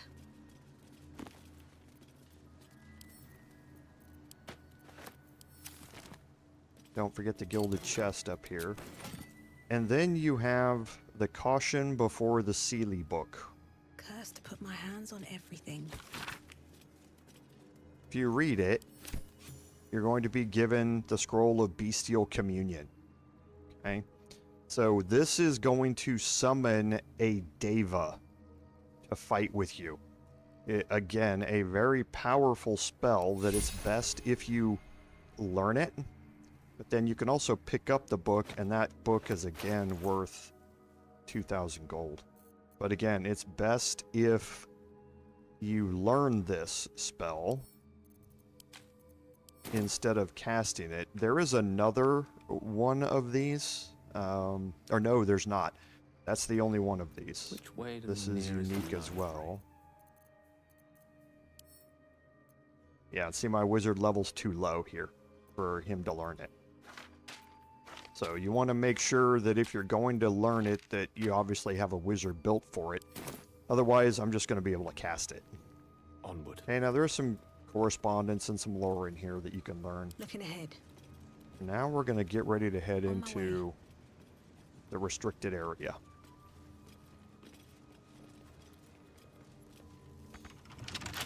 Don't touch me. Easy.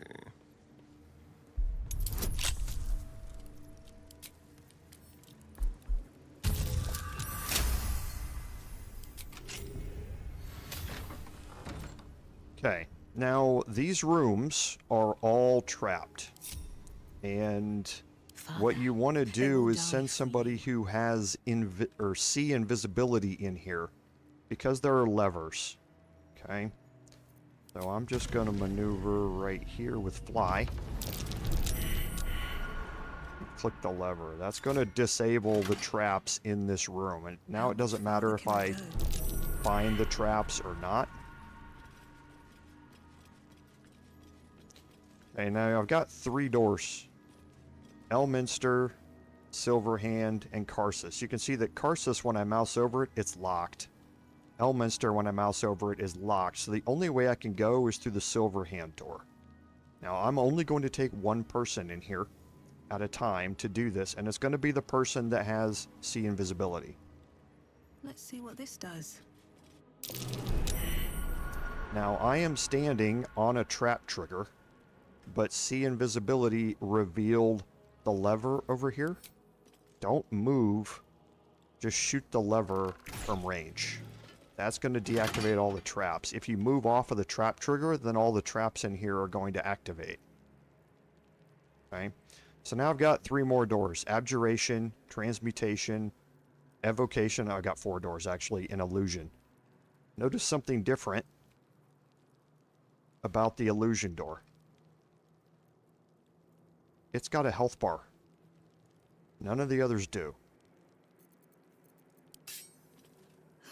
Another day, another fight. And this gets you the Hellfire Great Axe. Now this has the Thermodynamo trait.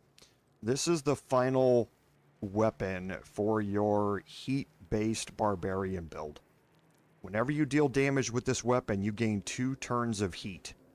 Okay, now we've talked about the heat build before and the items that go along with it. You take 1d4 fire damage each turn, but can use heat convergence. But if Karlach is using soul coins, she's immune to fire damage. So she's going to be able to use heat convergence, which means that when she deals fire damage, she deals an additional 1 fire damage for every turn of heat remaining. So you can do a bunch of attacks with it, build up heat convergence, multiple turns of it, and then use it at one point to activate this passive, and then use all of that to deal a much bigger fire damage blast afterward. It's a +2 weapon, which is good, and it has a weapon unlock for proficiency, Hellflame Cleave. Now, this is not normally that big a damage. This is because my Bard is highlighted, and that 4D Radiant is coming from the Deva Mace. But it gives you an additional +2d6 fire damage once per short rest. It also ignores resistance and immunity to fire damage, because this is actually Hellfire, not regular fire damage. So this is the final piece for it. We're not going to be using it though, but don't miss out on the fact it's here. So now in this room, 3 doors to go through. Okay, and we're going to go to evocation first.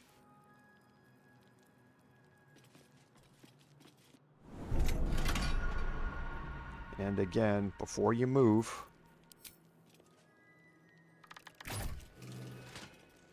okay, and then you can see the wish door again has a health bar.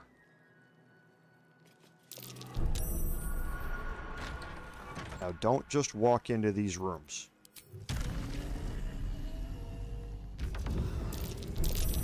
Because they are trapped. Activate the lever, and this is going to open up the Elminster door that we saw all the way back at the start. Okay. So now, anywhere in here... Let's see, I think we can go invulnerability. And this gets us back to the room at the very start. Okay, so now from here, I can go to Abjure or Silverhand. Go to Abjuration.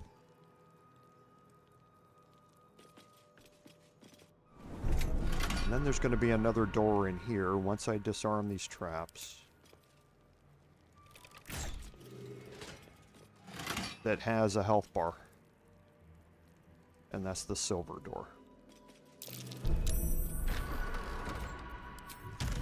So again, trapped.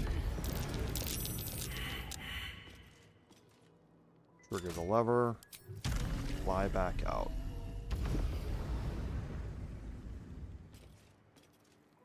Okay, and now any of these doors will take me back to the beginning. Now you can see both the Elminster door and the Karsus door are open. Someone's left a track. There's Ramazith, Elminster, Silverhand, and Karsus. The animals must be behind his door. Okay, so we're going to go into the Elminster vault first. And in here, if you have sea invisibility, these two chests will be revealed. If you don't, you'll need to cast it to be able to reveal those chests. Okay, a Cloud Giant Strength Elixir, we definitely want that. Okay, some arrows. And this has the Pyro Quickness hat. When you deal fire damage with a leveled spell, meaning not with the Firebolt cantrip, you burn yourself and gain an additional bonus action. So burning is taking 1d4 fire damage, but gaining an additional bonus action, remember what we talked about a little bit ago with the spell quickness gloves that allow you to cast those with bonus actions instead? This goes very well as a synergy.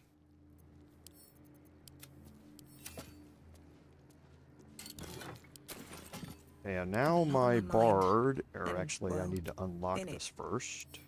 Hardly a challenge. Okay, it's a high DC.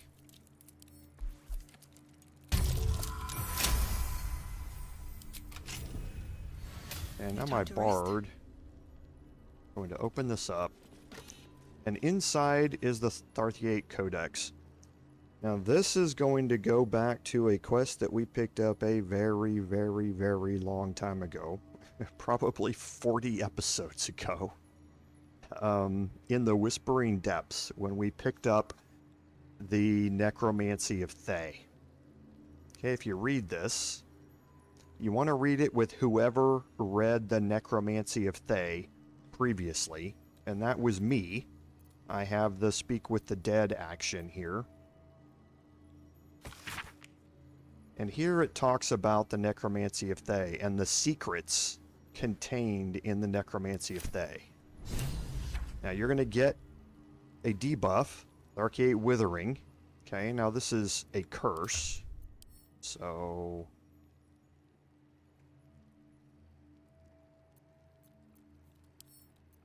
I can get rid of this. just by casting Remove Curse. And as soon as I do, it is replaced with Dark-8 Vigor. This is a permanent buff. So whenever you take your long rest, you're going to immediately when you wake up, you're going to have 20 temporary hit points. Every time you take a long rest, it's going to proc those 20 temporary hit points. So one of the highest levels of temporary hit points you can get in the game comes from this, and it's free. It doesn't cost anything. Then I can also pick up the book, and that book, like the others, is 2,000 gold. Now, there's something else that goes along with this. Okay, and if we open up our quest journal, you can see that we now have the knowledge to finish the Necromancy of Thay. Now, to do this, you need to pass a DC 20 Wisdom check. Okay, and it's a straight Wisdom check, which means that for me right now, I'm not going to be doing very well on that check with a +0. Now, we have seen how to pass high-level wisdom checks before. It's going to take a respec, and I'm going to do that off-stream. What it's going to give me, I will explain, in that it gives you a new ability called the Dance Macabre. The Dance Macabre is an action that allows you to summon 4 ghouls. Now, ghouls, remember, they have a claws ability that they can paralyze you with. Okay, so they're low health but high power enemies or allies to have on your team, and this allows you to cast it once per. Can't remember if it's once per short rest or once per long rest to get it. But I'm in no position to make that wisdom check here. I need to buff myself up a little bit more before I get to that. Actually, it's a DC 20. Now that I think about it, it's a DC 20 saving throw. It's not a check. And I have a +7 to my saving throws. I can up that by casting Bless. Does Gale have the Staff of... He doesn't. We might be able to do this today. We'll look at this when we get back to camp here in a little bit. I might be able to do it. I've got full inspirations as well. So we'll look at it here in a second, but I'm going to click return now that I've gotten everything out of this I want, and we're going to head over to the Karsus side next. I forgot it's a saving throw. It's not a check. So I might be able to do this.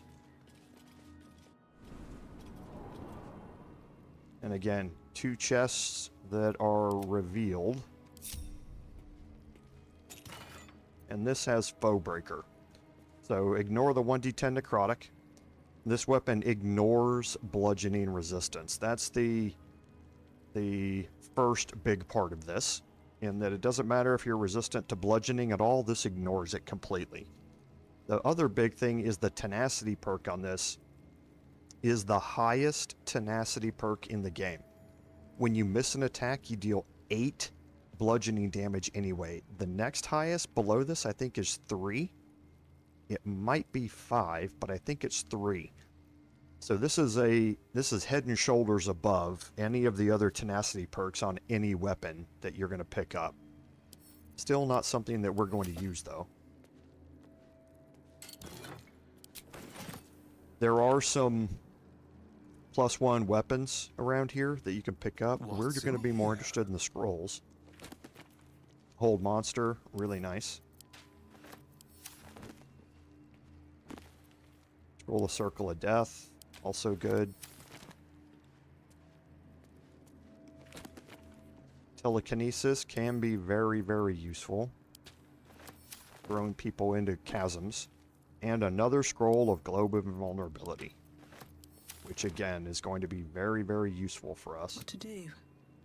So here we've got a scroll of Dethrone. Always room for more. Dethrone is one of those spells that you can't learn, or I mean, you can't pick when you're leveling up. You need to learn it from these, and you're going to have 2 of these, actually. This is the highest necrotic damage spell in the game. And you see the distance? 30 meters. It is 12 meters more than most every other spell in the game. You can cast this completely across the map. It's pretty impressive to see. And then the Annals of Karsus is here. And we're going to have Gale read this just because it's a quest item. As you wish. And you learn about the Crown of Karsus. These notes are no mere diary. These are the visions of Karsus himself. Designs for the crown he hoped to forge. And the new form of magic he planned to create with it. It seems Raphael was telling you the truth. The crown you saw atop the Elder Brain is indeed of Karsus's making. Reunite the crown with the Dead Three's netherstones and Karsus's design might yet be completed. You could wield the power of a god. And this is where you start to make the choice of how Gale's questline is going to branch out. Does he follow Mystra, or does he reject Mystra and become a god himself? In our previous playthrough, in our Bard playthrough, or Paladin, I can't remember which one, we chose to become a god. So you saw how that went. In this one, we're not going to. Though Karsus could only have worn the crown for mere moments, he managed to destroy an empire, killing thousands in the process. In the hands of the Dead Three's chosen, it threatens to do much the same. You must find a way to stop them, to render the crown harmless, detonating the orb if necessary. You can save Faerun from Karsus's evil and the Absolutes in one fell swoop. Only you might not live to enjoy it. Okay, and that's going to update our quest, and it also gave us another scroll of Dethrone here. So now you can cast one and learn the other, if you would like. No one stopped me yet. So now we are done in here. If we look at our quest line, the Wizard of Waterdeep. So Gale could attempt to reforge the crown, or he could destroy it. Okay, but we need to bring all 3 nether stones together. His does not play out until the very, very end game of it. Okay, so I don't think we have any other quests that are active. We don't, If so not let's head over, out. Then through.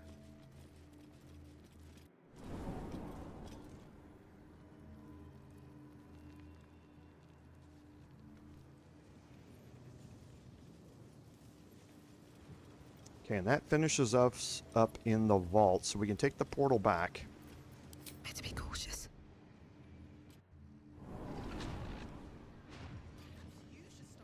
Hey, Rudi, welcome. Oh, and Rudi, thank you very much. Sorry, I was in the middle of playing there. I don't know what to say, Rudi. Thank you very much. Everyone, as you can see from Rudi's name and an icon, he has a badge next to his name now. He is the first, I believe, member of the channel. Again, I don't ever ask any of you to do that, but I am very, very thankful if you do choose to do that. So Rudi, thank you very, very much for that. Like I say, I very much appreciate all of you who have been here supporting this channel. So thank you very much, and I look forward to seeing that icon change in the future for you. But thank you again very, very much. So here inside of this room, we're not going to leave here. We're going to fast travel out of here because we don't want to be seen leaving this room. So now we're going to go right back in. I'll catch a break.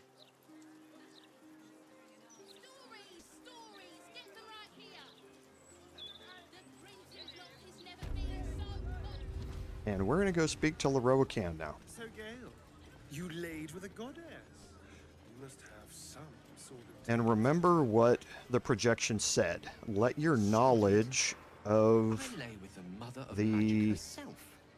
What we had was of the night song be your key.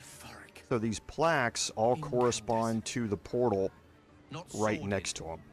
Okay, if you click on one, Sleeping with a goddess sound boring. The night song is a priceless ruby from a realm beyond our own. well, we know that's not true. The night song is an immortal being, the child of a deity. And we know that that one is true. So this is the way we're going to go. I'm going to drop a save here.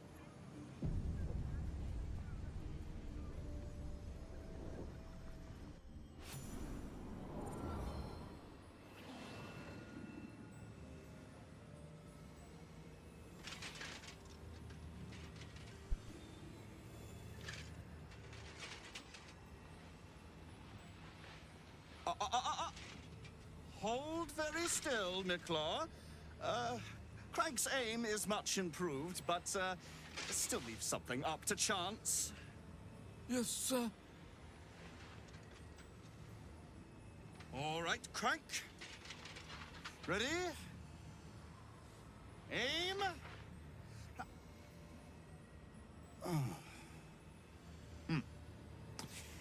We have a visitor. At ease. Nicklaw, you may go.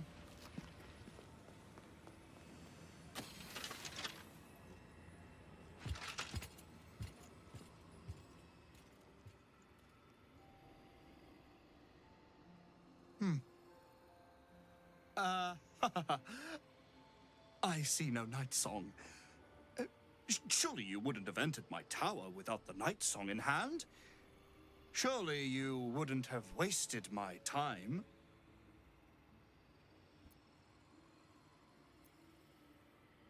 And you must have an answer to my request. If you want to keep your head, of course. The night song. Do you have it or not?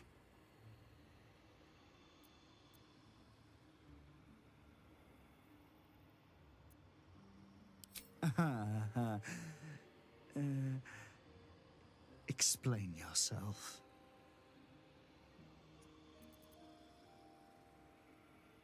Dead? That cannot be. It is immortal. A god. You don't know what you've done. And you never will. Oh, how exhausting it is, interacting with inferior minds and their vulgar motivations. Leave me to my ruminations. Okay, now if you decided to save the night song, this encounter goes very differently. The night song will show up in here during that cutscene, and you will immediately get dropped into combat if you decide to continue saving the night song. You can choose to give the night song to Lorroakan, but if you play it the good way, quote unquote, here, you will immediately get dropped into a fight. Okay. Now what I'm going to do is have Gale summon Shovel. Sure. I'm going to break my group, and I'm going to split Gale off here, and I'm going to fly Gale up top here. And I'm going to put him into hiding. Life for me. Someone there? I'm going to take Astarion. I don't want to fly onto that ward.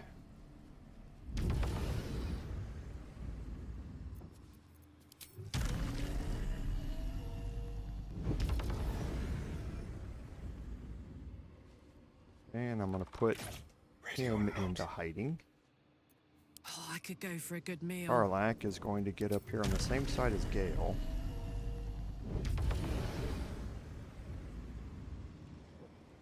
I feel like a rosé and a tea shop. Go into hiding. Shouldn't have wished to live in more interesting times. And my bard.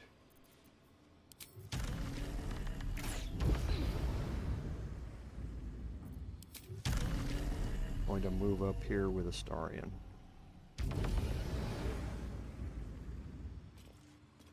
If everyone else minds their business, I'll be fine. Now Shovel is going to go invisible.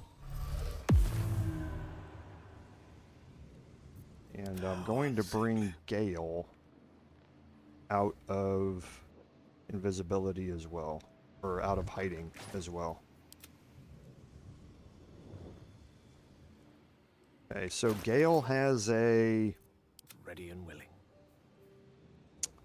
+5 to his initiative rolls because, or a +3 to his initiative rolls because of the Bow of Awareness. He's got a +1 there. He's got +2 on his dex. He does not have alert though, so maybe it's not going to be a good idea to do this with Shovel. Well, let me look. So, +2 dex. So he's got a +4 dex. So yeah, I probably don't want to do this with Shovel now that I think about it. Where's Lorroakan at? There he is. He's only got a +2. Okay. Yeah, it's probably best, come to think about it, if I don't do this with Shovel. Got the wrong man I'll leave Shovel out here, but I'll do this with my bard. Why my eye is itching.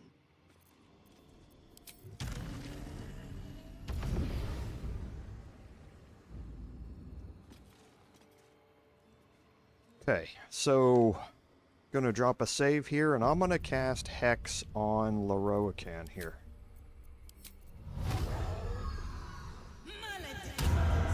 You sought a fight, and now you have one.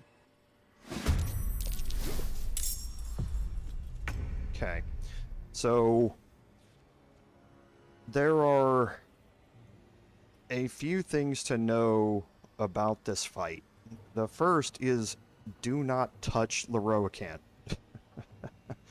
Okay? He has, if you can look up there at the top, he has Earth, Scorching, Aquatic, and Tempestuous Siphon. And now what those mean is that every one of the elementals that are out there, as long as they're alive, he is siphoning 3d8 damage from them. So he can, while the Earth one's alive, he has Chromatic Orb Poison that he can use a reaction with. He has Fireball on a reaction. He has Cone of Cold as a reaction and Lightning Bolt as a reaction. Also, he gets 3d8 of that elemental type whenever he casts Elemental Retort. Now, what is Elemental Retort? When attacked, the affected entity can draw on siphoned magic to cast Elemental Retort. Elemental Retort is a level 5 evocation spell that deals 3d8 damage for every one of the elementals still out here.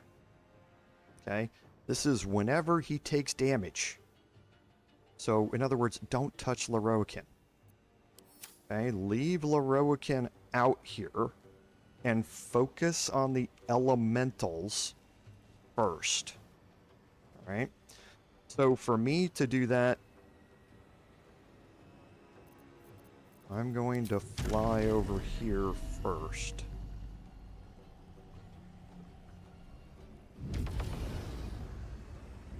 And I'm going to focus on the fire and water Myrmidons. Because I can hit them both with a slashing flourish. Okay, I'm going to proc Luck of the Far Realms on one. I'm going to proc Executioner on the other. I'm going to do a Divine Smite level 4 on one and on the other. So now Lorroakan doesn't have access to those 2 siphons, and now I only have 2 left to be able to deal with. Okay, now that's one of the benefits of having a Bardadin in your group here, and especially one that has Luck of Far Realms and the ring that gives you access to Executioner. I can double up on the critical hits.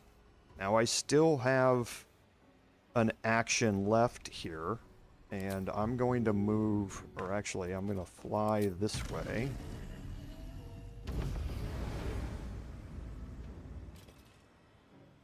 And let's see if I can actually fly behind him. I can. And I'm going to use Defensive Flourish on him.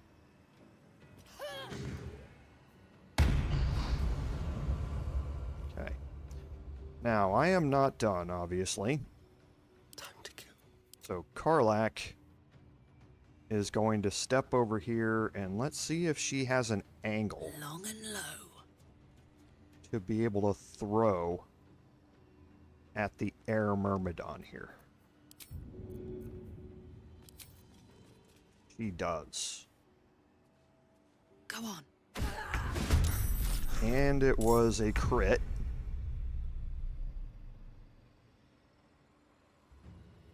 Oh, well again, thank you very much, Rudi. I'm constantly amazed by my community and their willingness to support the channel, even when I obviously don't ask for that. So thank you very much. I'm happy to do it, and that's why I continue to do it. But again, very, very grateful. So now here we want to try and get rid of the Myrmidon entirely. So we're going to Frenzy here.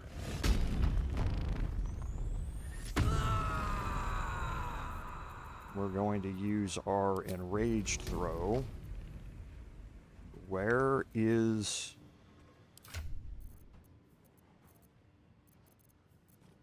the Dwarven thrower at?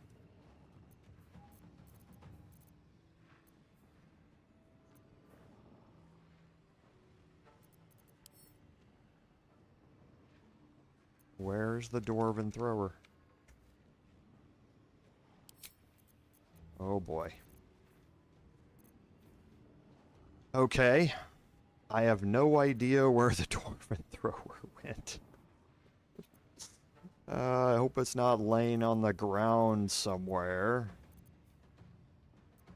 I will have to go looking and see if I accidentally sent it to camp or something. Great. Okay, well I don't want to use Nyrolna there. So I'm going to be forced to keep using the returning pike. Handy.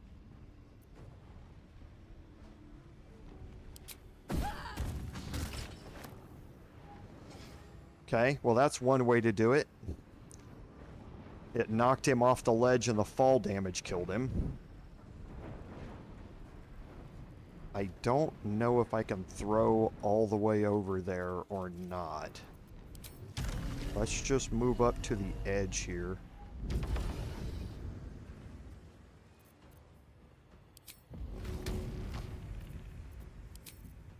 Oh, I can throw all the way over here.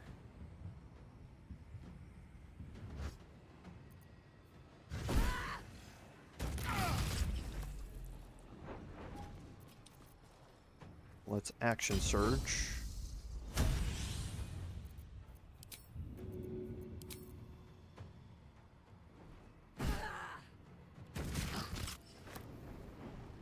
And he fell down to the bottom, which is not great.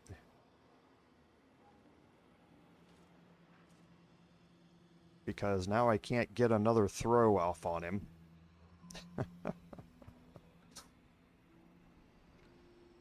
So, which way is he facing? I can't even see down there. Okay, so there he is. So he's facing this way. let's see.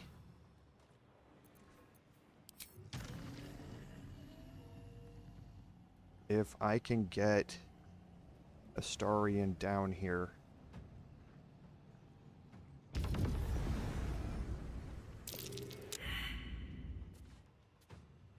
Okay, so I can.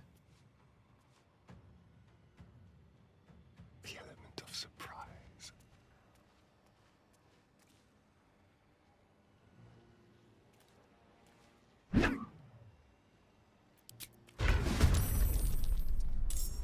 Okay, so now let's see. Because for him, I'm probably going to have to dash to get back up there.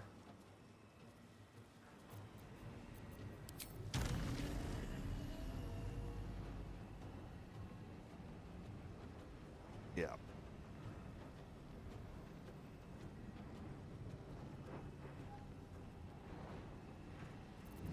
Let's just dash now with a bonus action. Let's not do that. Let's move, let's fly to here. Then we'll fly here.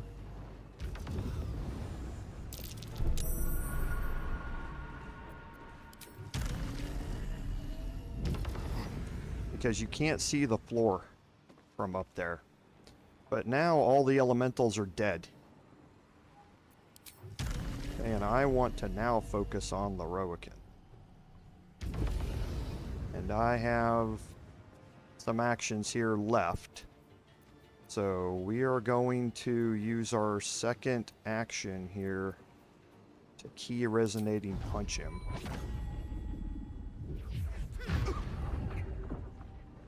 Then we're going to try and... I could, actually. I don't know if he can fly over that thing, though. But we can see.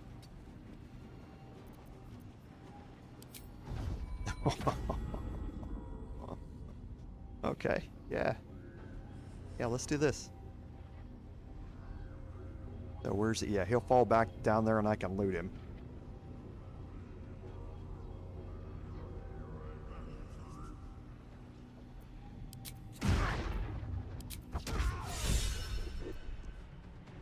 He died before he even got launched. Blood comes easy these days. Now, what I want to do here before I have Crank and Miklar left, okay, I want to reposition some people. The portal is actually right here, I think, behind where Shovel is. I'm going to go ahead and bring Shovel into combat and just get him out of the way.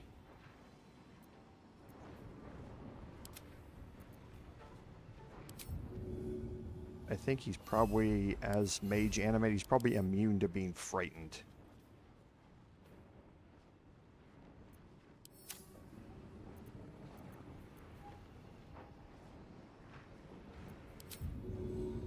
We can actually kill Miklar instead. Well, it's less than 50-50 chance of hitting. Okay, so... But the reason I want to do that is I want to move my Bard over here, next to the portal, before the combat ends. And there's a very specific reason for that. So on my next turn, my Bard probably isn't going to do much. I'm just going to move her over here and get everybody else away from here. It's go time. So we have one more throw here left. Ought to do it. Okay, and let's fly Arlak away from this side.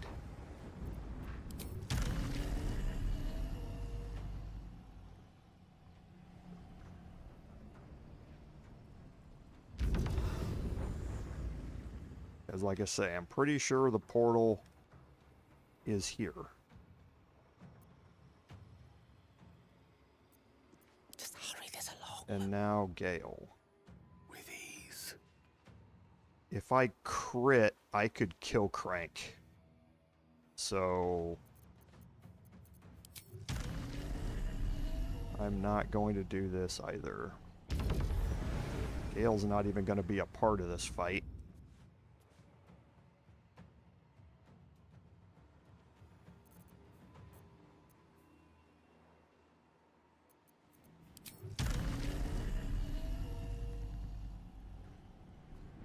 I don't think I can land. I can probably land there. Yes. And then get Gale over on this side. Because I don't want to kill Crank until I get my Bard over there.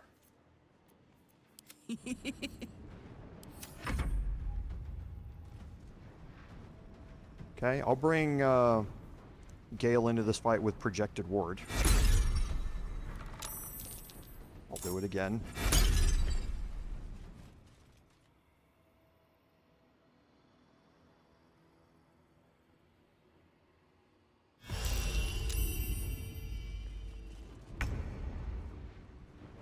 Okay, and then Gale's not going to do anything.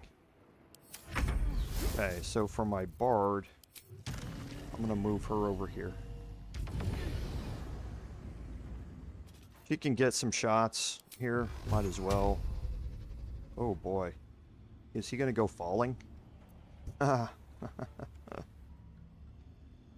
Let's move Astarion out of the way before I do this.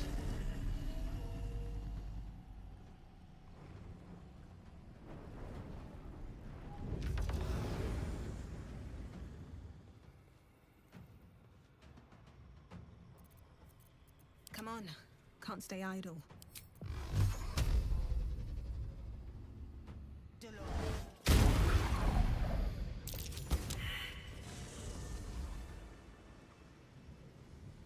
What in the hell's happened here? Okay, and this is why I want the Bard close to where the portal opens up, because Roland is immediately going to pop in here. And I have a persuasion check that I can make. Okay, his DC's pretty high, so that's why I wanted to do it. I'm going to give myself advantage on this.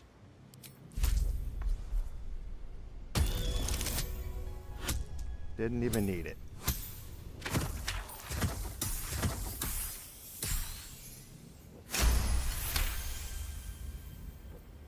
The Night Song was a person, yet he still planned to harvest her life.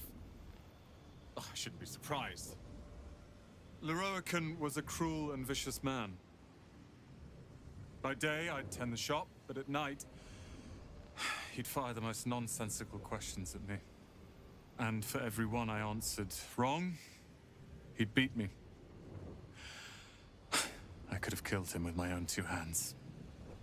But I kept thinking it was all a test. It had to be. I thought it was the price I had to pay to become a true wizard. I realize now he was just a sick, sick man. I have, with your considerable help. I see things clearly now. If I wish to master the weave, I must do it myself. Thankfully, I have everything I need right here.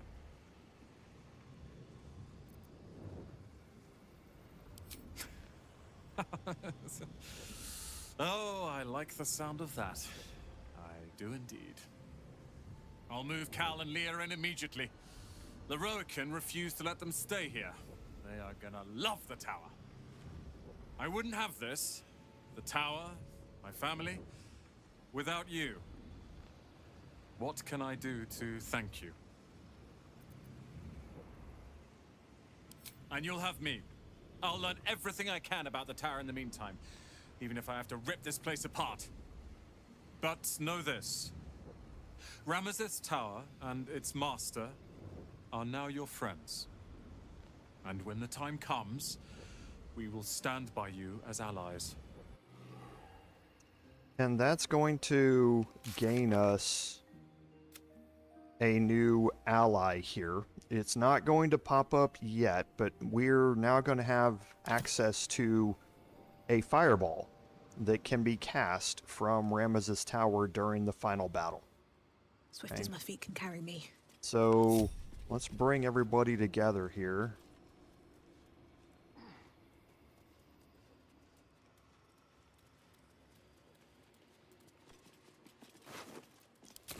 None of the Myrmidons are going to have anything.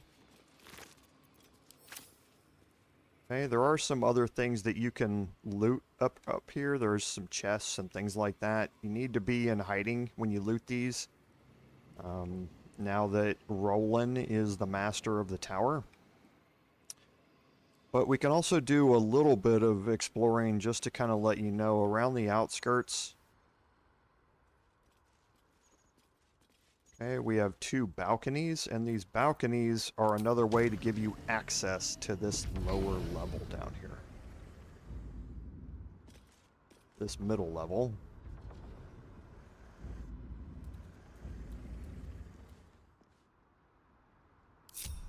I Making me don't sweat. trust this.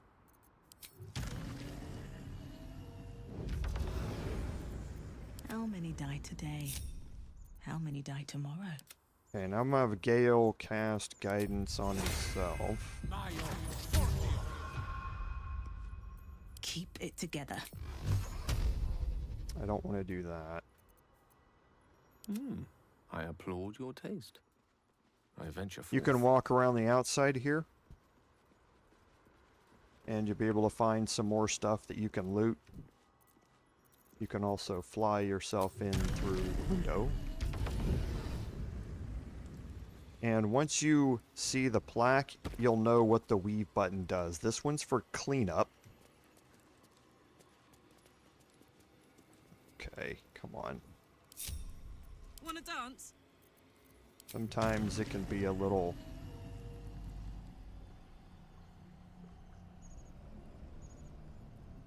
Why can she not get through there? There we go. All is ashen meat.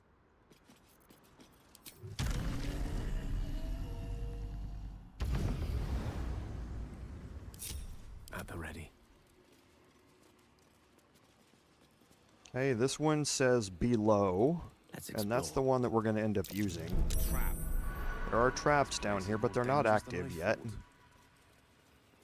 This one is security, which is going to bring up the arcane turrets.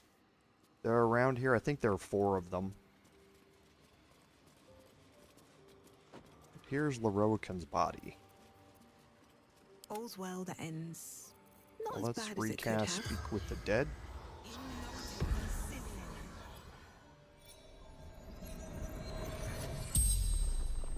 The corpse regards you lifelessly. The corpse pauses, perhaps resisting the truth.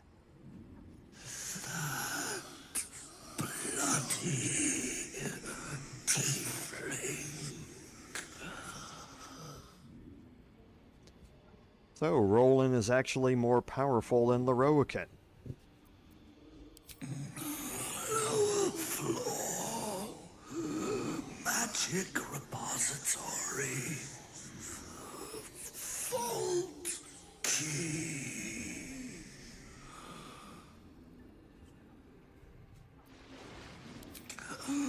Traps. Spells.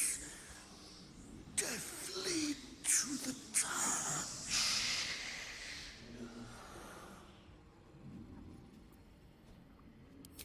All magic can be dispelled.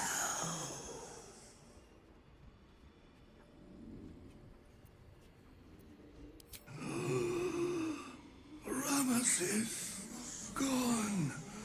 Open for the taking.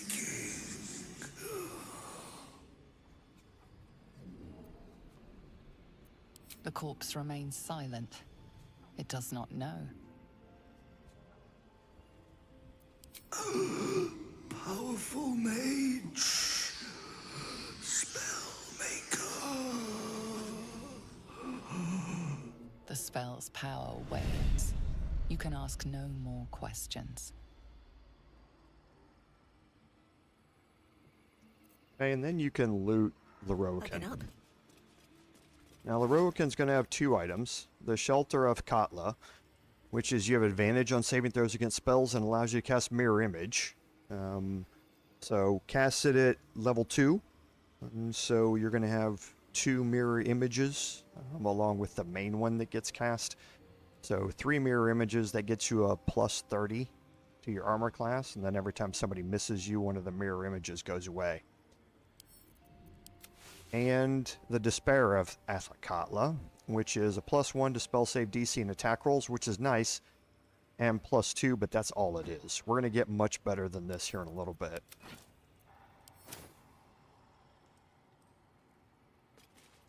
Need to find a way As we forward. continue around, this one is for vaults. And you can see the traps.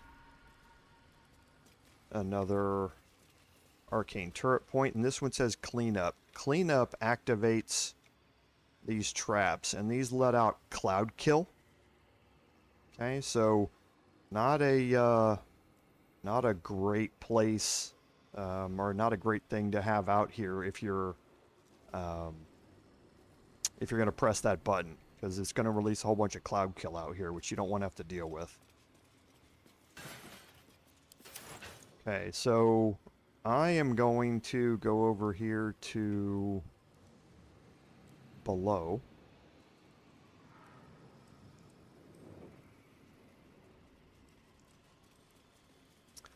The vaults takes you into where we've already been. Inside where the Karsus and Elminster vaults were. We've already been there through another way, so we don't need to come here to do it. But I'm going to click this weave button.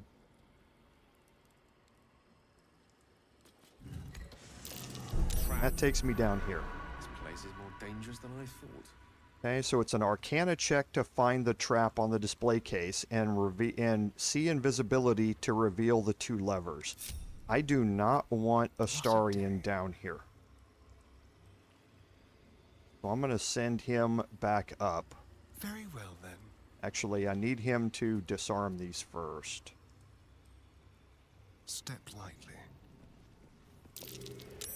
Something over there.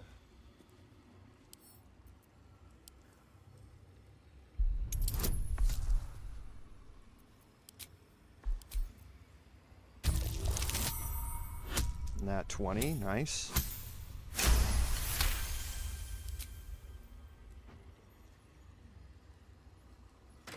Okay, and then you can open it, and this has high security vault number 1 key in it. This is the last high security vault key that we need. So today we're going to go see what all of those vaults have in them.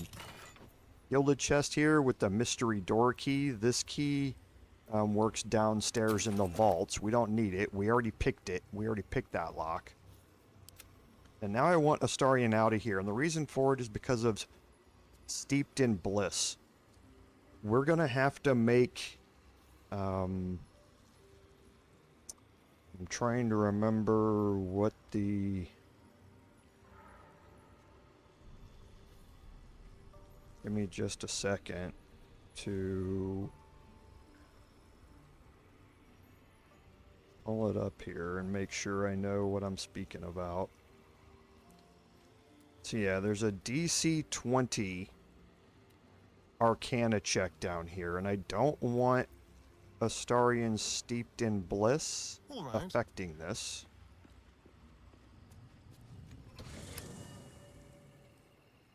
Step quick. Okay, so now Gale doesn't rest for the have wicked, it. I see. Okay, so it's a DC 20 check. Right now he's got +9. So we're going to shapeshift him.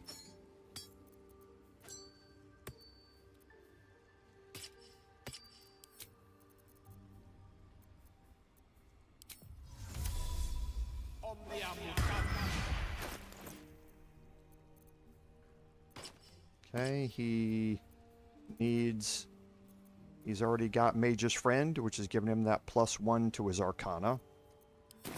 And now he can cast Guidance, and I have Bardic Inspirations here to be able to do it. But I'm also going to cast Enhance Ability. And Arcana is an Intelligence check.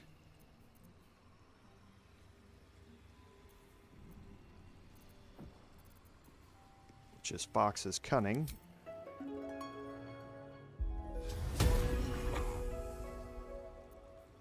Lost in thought. Now I'm going to have him interact with each one of the 2 levers.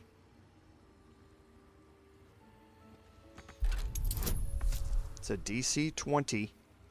He's got advantage because of Fox's Cunning, but see right now he's still only a little bit more than a 50-50 shot.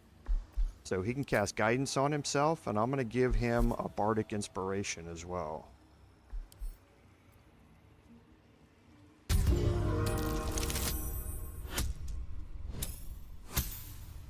And I needed it. Rolled a 1 on Mark of the Shifter. Was very, very close. And I can do it again. Okay, and again. I can do an improved Bardic Inspiration.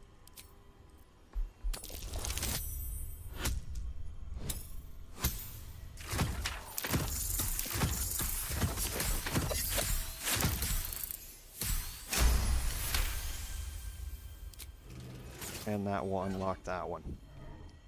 So now on this side, you have the Robe of the Weave.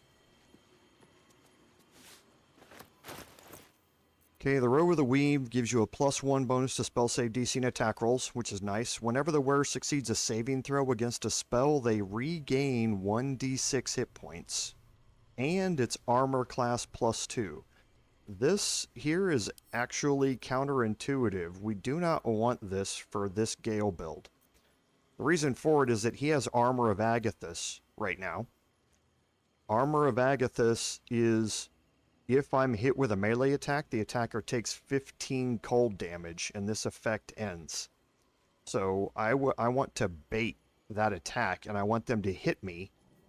And if I have a 15, that's a 10% less chance that they're going to be able to hit me. So if you're using this build here, you don't have to, or it's better not to use something like this to increase their chances of getting hit by Armor of Agathis. So I'm going to just send it to camp. I'm not going to use it anyway. But the other side has Marco Heshkir. What have we here?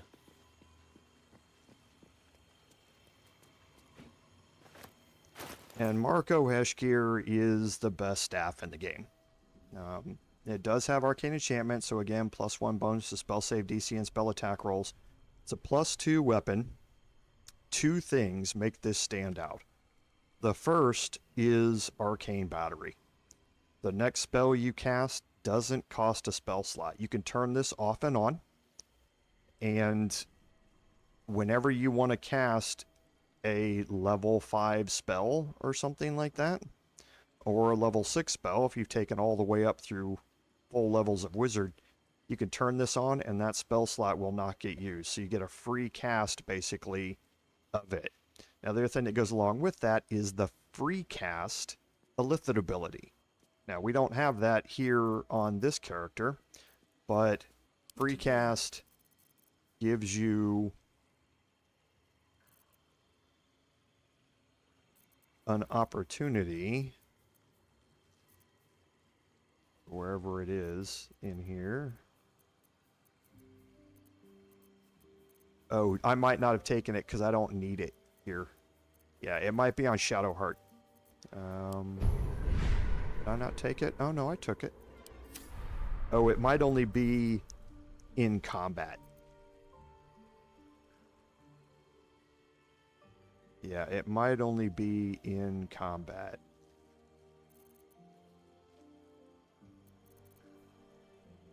Yeah, that might be what it is. Or is it here? Oh no, I can toggle it here. So with free cast, that does the exact same thing. So with Marco Hishkir, I have 2 high-level spells that I can cast without using a spell slot. So it's an amazing staff. However, the other thing about it is Kareska's Favor. And you imbue yourself with elemental energy sourced from the draconic goddess Kareska.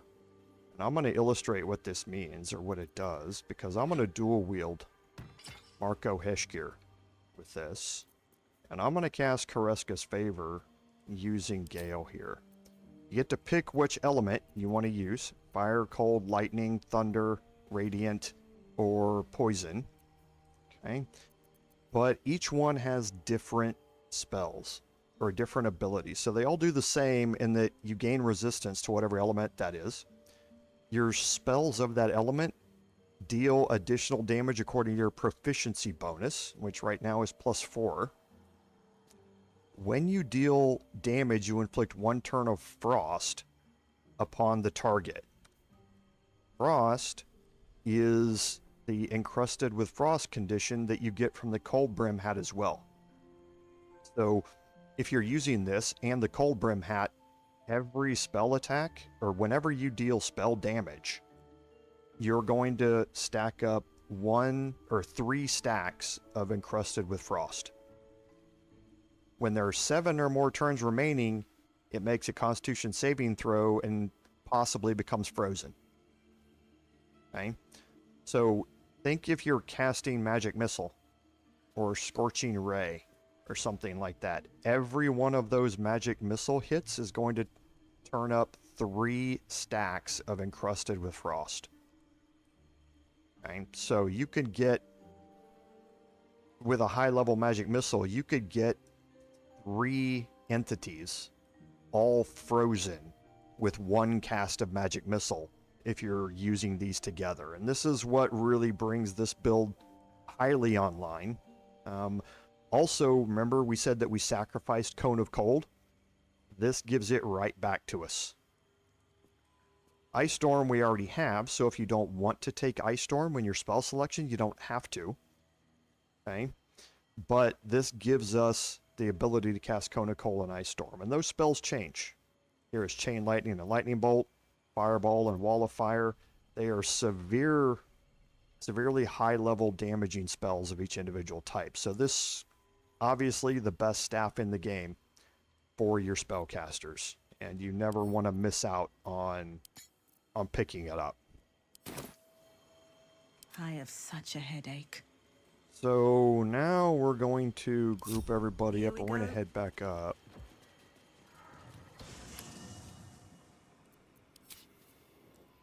Okay, and we are done here in Sorcerous Sundries. So we're going to head back to camp here real quick, because we want to look at what we can do for this At the ready. For this wisdom saving throw that we're gonna have to make.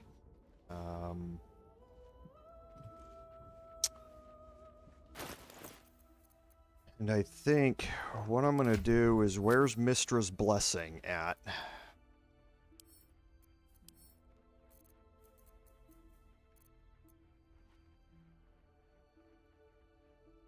Is it in here?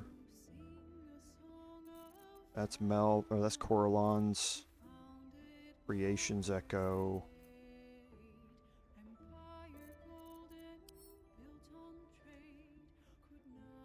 Okay, so it's not there. Okay, there it is. Staff of Arcane Blessing. Put that on Gale. Okay, the Staff of Arcane Blessing gets you a version of Bless that you can actually stack with Bless. I believe you can stack it with Bless.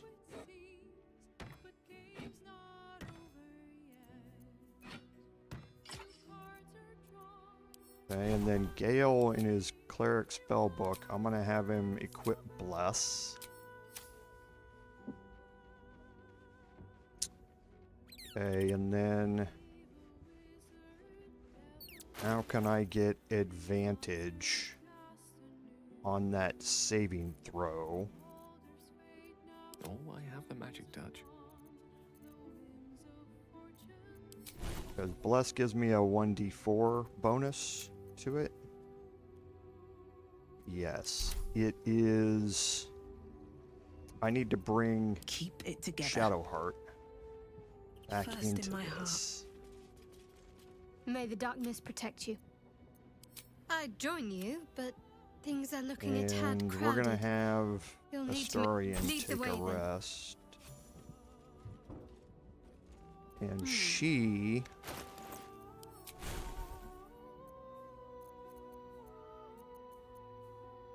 has access to... Is it not a cleric spell?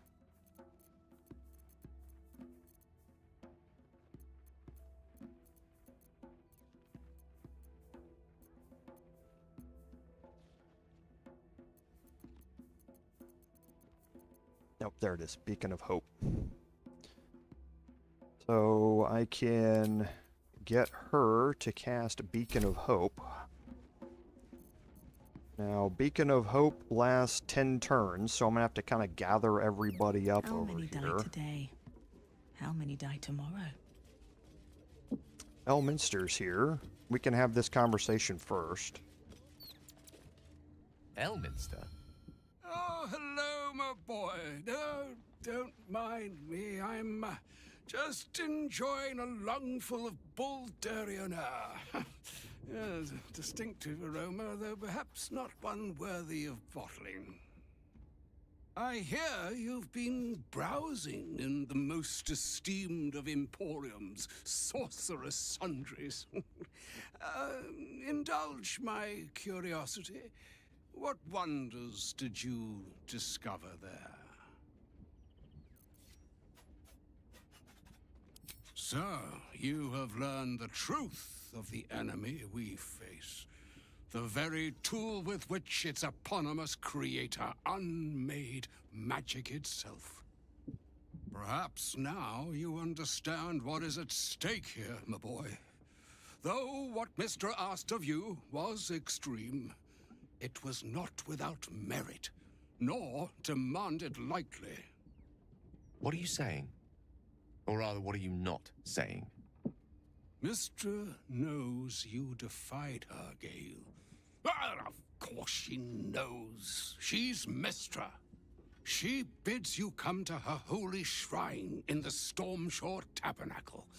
There, she will grant you an audience at last.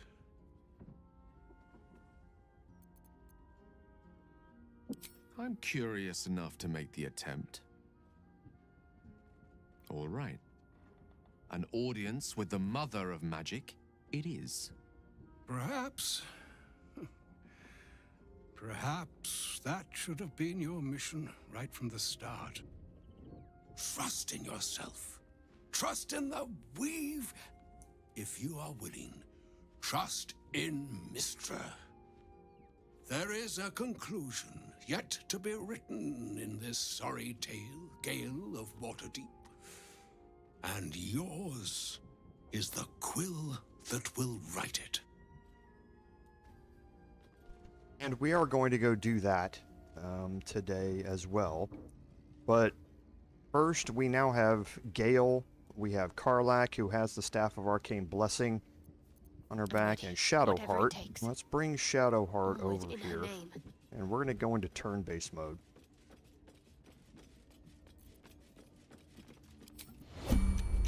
Okay, so Shadowheart is going to cast Beacon of Hope.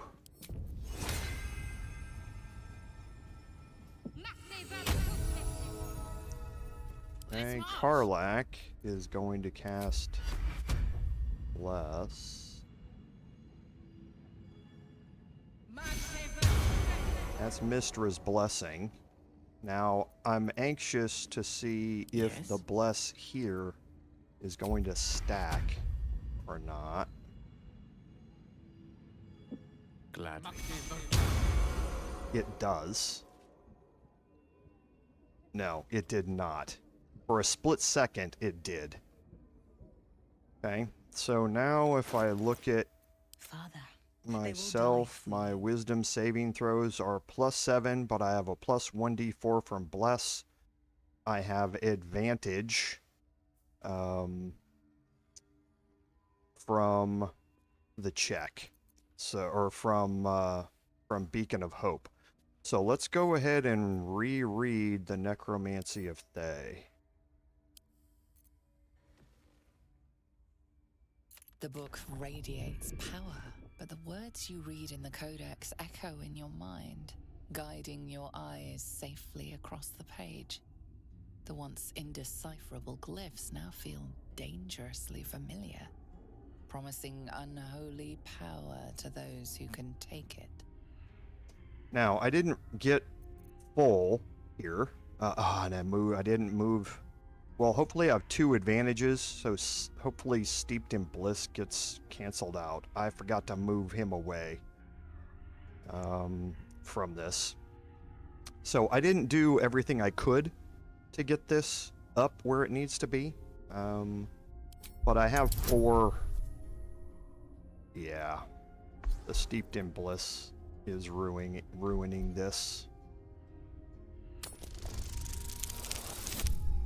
That's not enough. Yeah, this was a problem with Steeped in Bliss. That was a mistake on my part. Yep, I'm gonna lose all of these. Oh, I passed one. As you pass the strange glyphs, you can feel the book resisting. Ghostly voices whisper at you from the dark, probing and fighting your mind.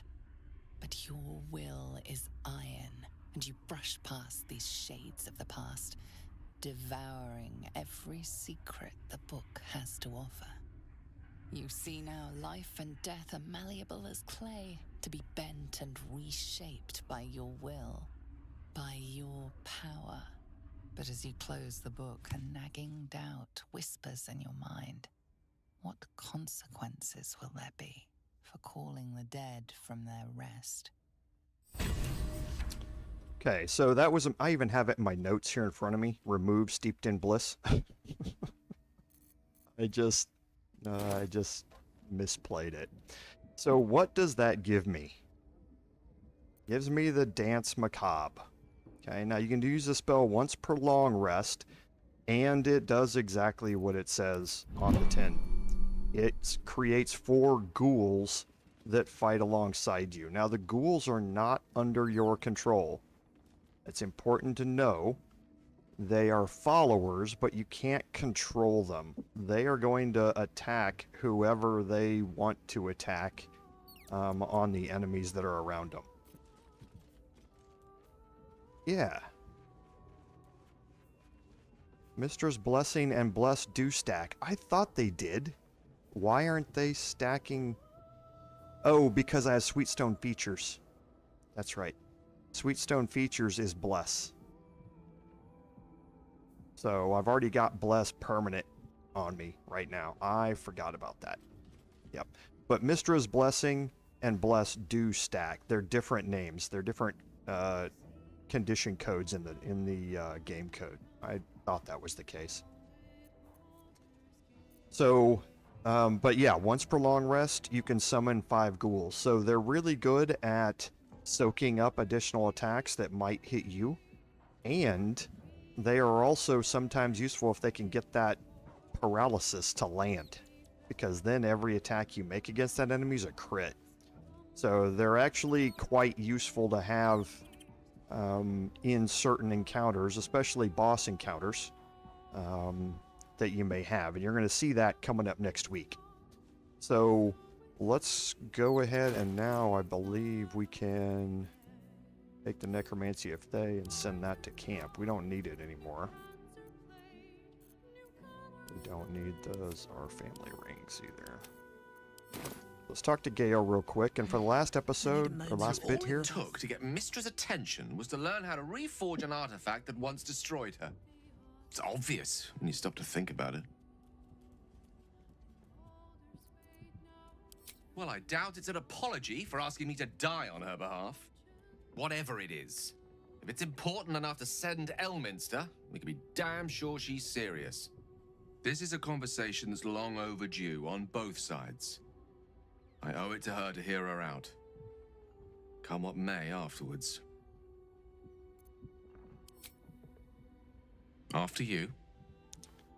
And we can remove his shapeshift just so that he looks a little better when we are more like Gale when we head over there.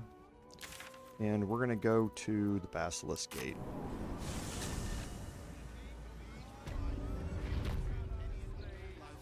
Can't slow down. And we'll head right next door.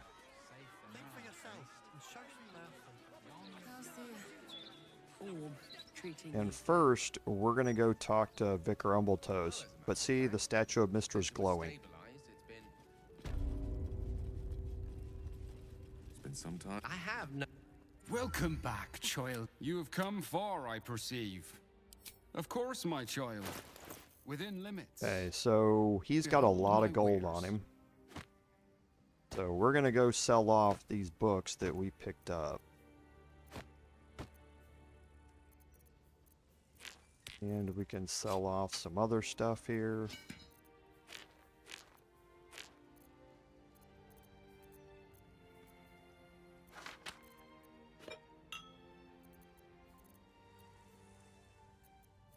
Okay, now what does he have here? Universal resistance, potion of supreme healing. Nothing else really.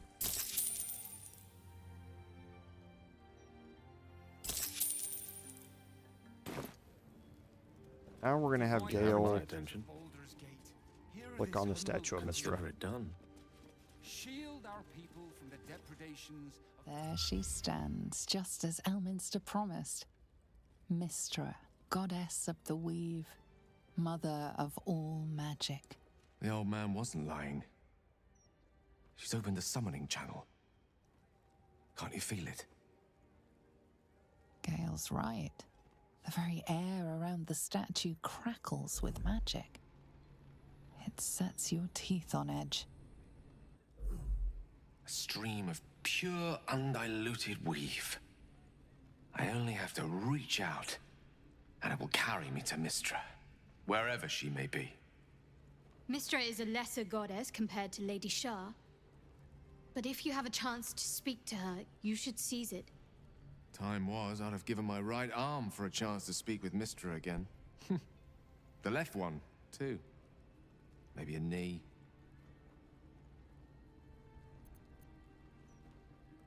Am I? You're right. I am a strong, capable wizard. And this is no more than a casual reunion with an ex-lover. My omnipotent, omniscient ex-lover. I always wonder what being nervous would feel like. I hate it. During my time locked away in Waterdeep, I prepared a quite comprehensive speech for her on the subject of our former relationship and the manner in which it ended. Alas, recent events have rendered the majority of it moot, so I'm going to have to improvise. Unless you have any words of wisdom to impart before I go.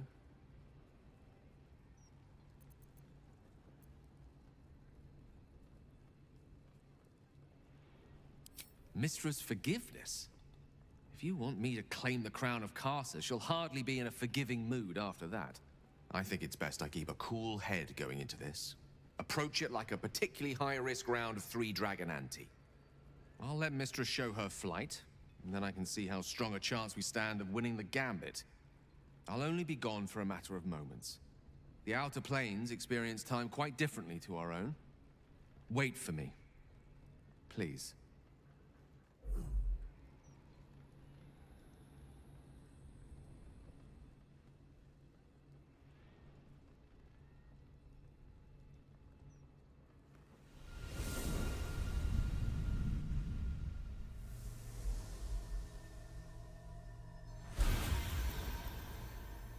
Gale of Waterdeep.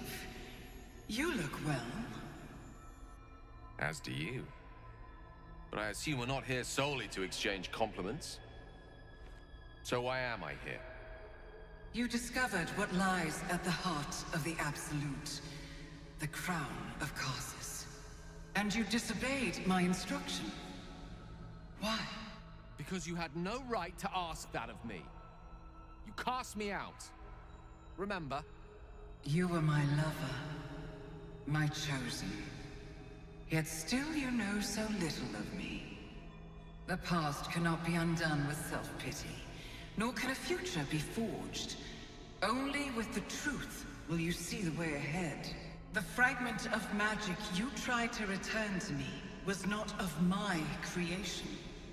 It was the Karsite Weave.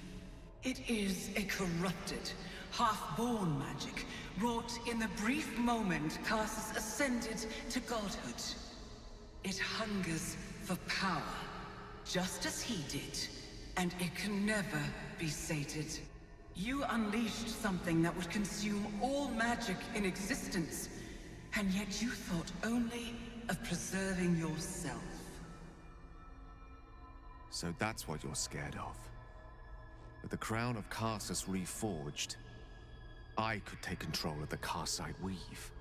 You can no more control the Karsite Weave than a weather vane could control a storm. That it entered your body and consumed no more than your powers was a miracle. But we will not be granted another. The only reason the orb sleeps is because I have allowed it to feed on the true weave. A temporary measure, but one that will not be enough to save us. With each day that passes, the Elder Brain threatens to become a new kind of god. Its worshippers, a scourge of soulless illithids. If you will not use the orb to end this abomination, then you must find a way to separate crown and host. When you've done this, you must surrender the crown of Karsus to me. A great ask indeed. You've given me much to think on, as you always did. So be it. Follow the needle of your own wisdom. We shall see how truly it leads you.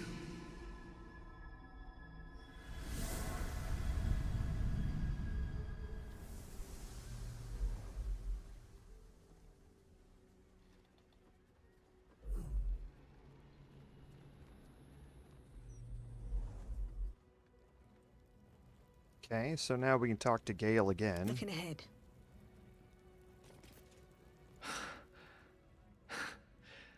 Back on mortal soil once more. I can't believe I saw her. After all this time. Relieved. Drained.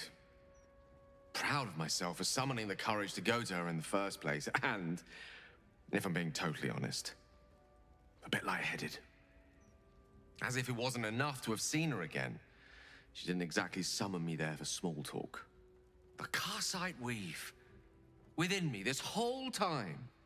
I knew the orb was no ordinary ball of magic before it to be Karsus's malignant creation. Gods! How did I not see that?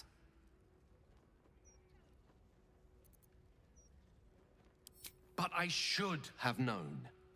What right had I to go about declaring myself an archmage when I was as foolish as a common apprentice in setting such an entity loose? At least now I'm armed with the truth. And Mystra's expectations. Sounds like the door to redemption is open at last. All I have to do is walk through it, carrying the crown of Karsus.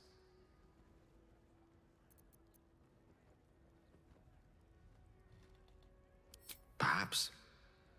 I see few other options open to me. If I ever want to reclaim those parts of myself the orb snatched away. If I ever want to be me again.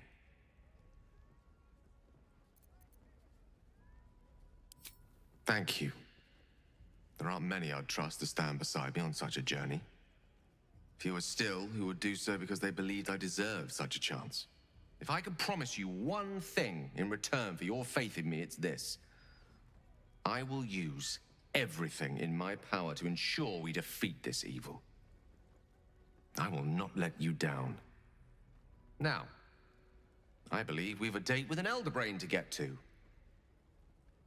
Shall we?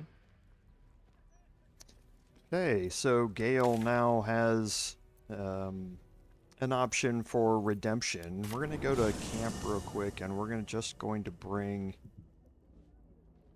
Shadowheart back into the group.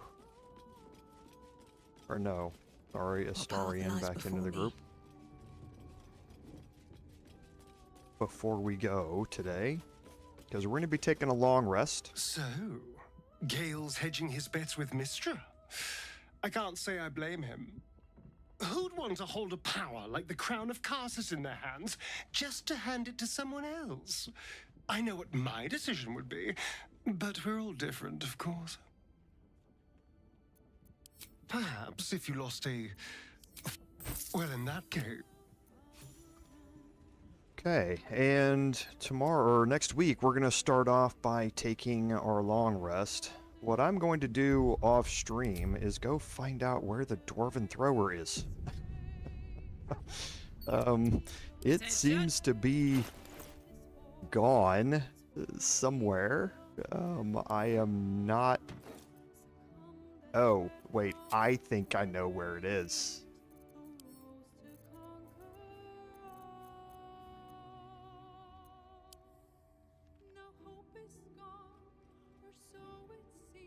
I think when I swapped it out for... I don't see it. I thought maybe when I swapped it out for the Staff of Arcane Blessing, it put the Dwarven Thrower in its place. But I don't see it. So off stream, I'm going to go through everything and see if I can find out where it went. That would put a serious crimp in my game here if my main melee weapon is not available to me. So I think that's a good point to bring us to an end this week.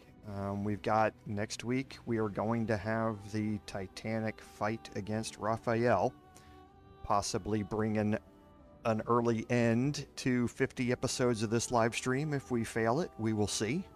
So tune in next week to see how well that goes.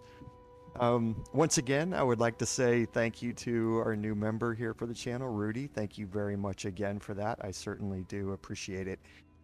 And as always, I say, without your support of my community, none of this would be possible. This is Commander Dribbles saying until next time, fare thee well.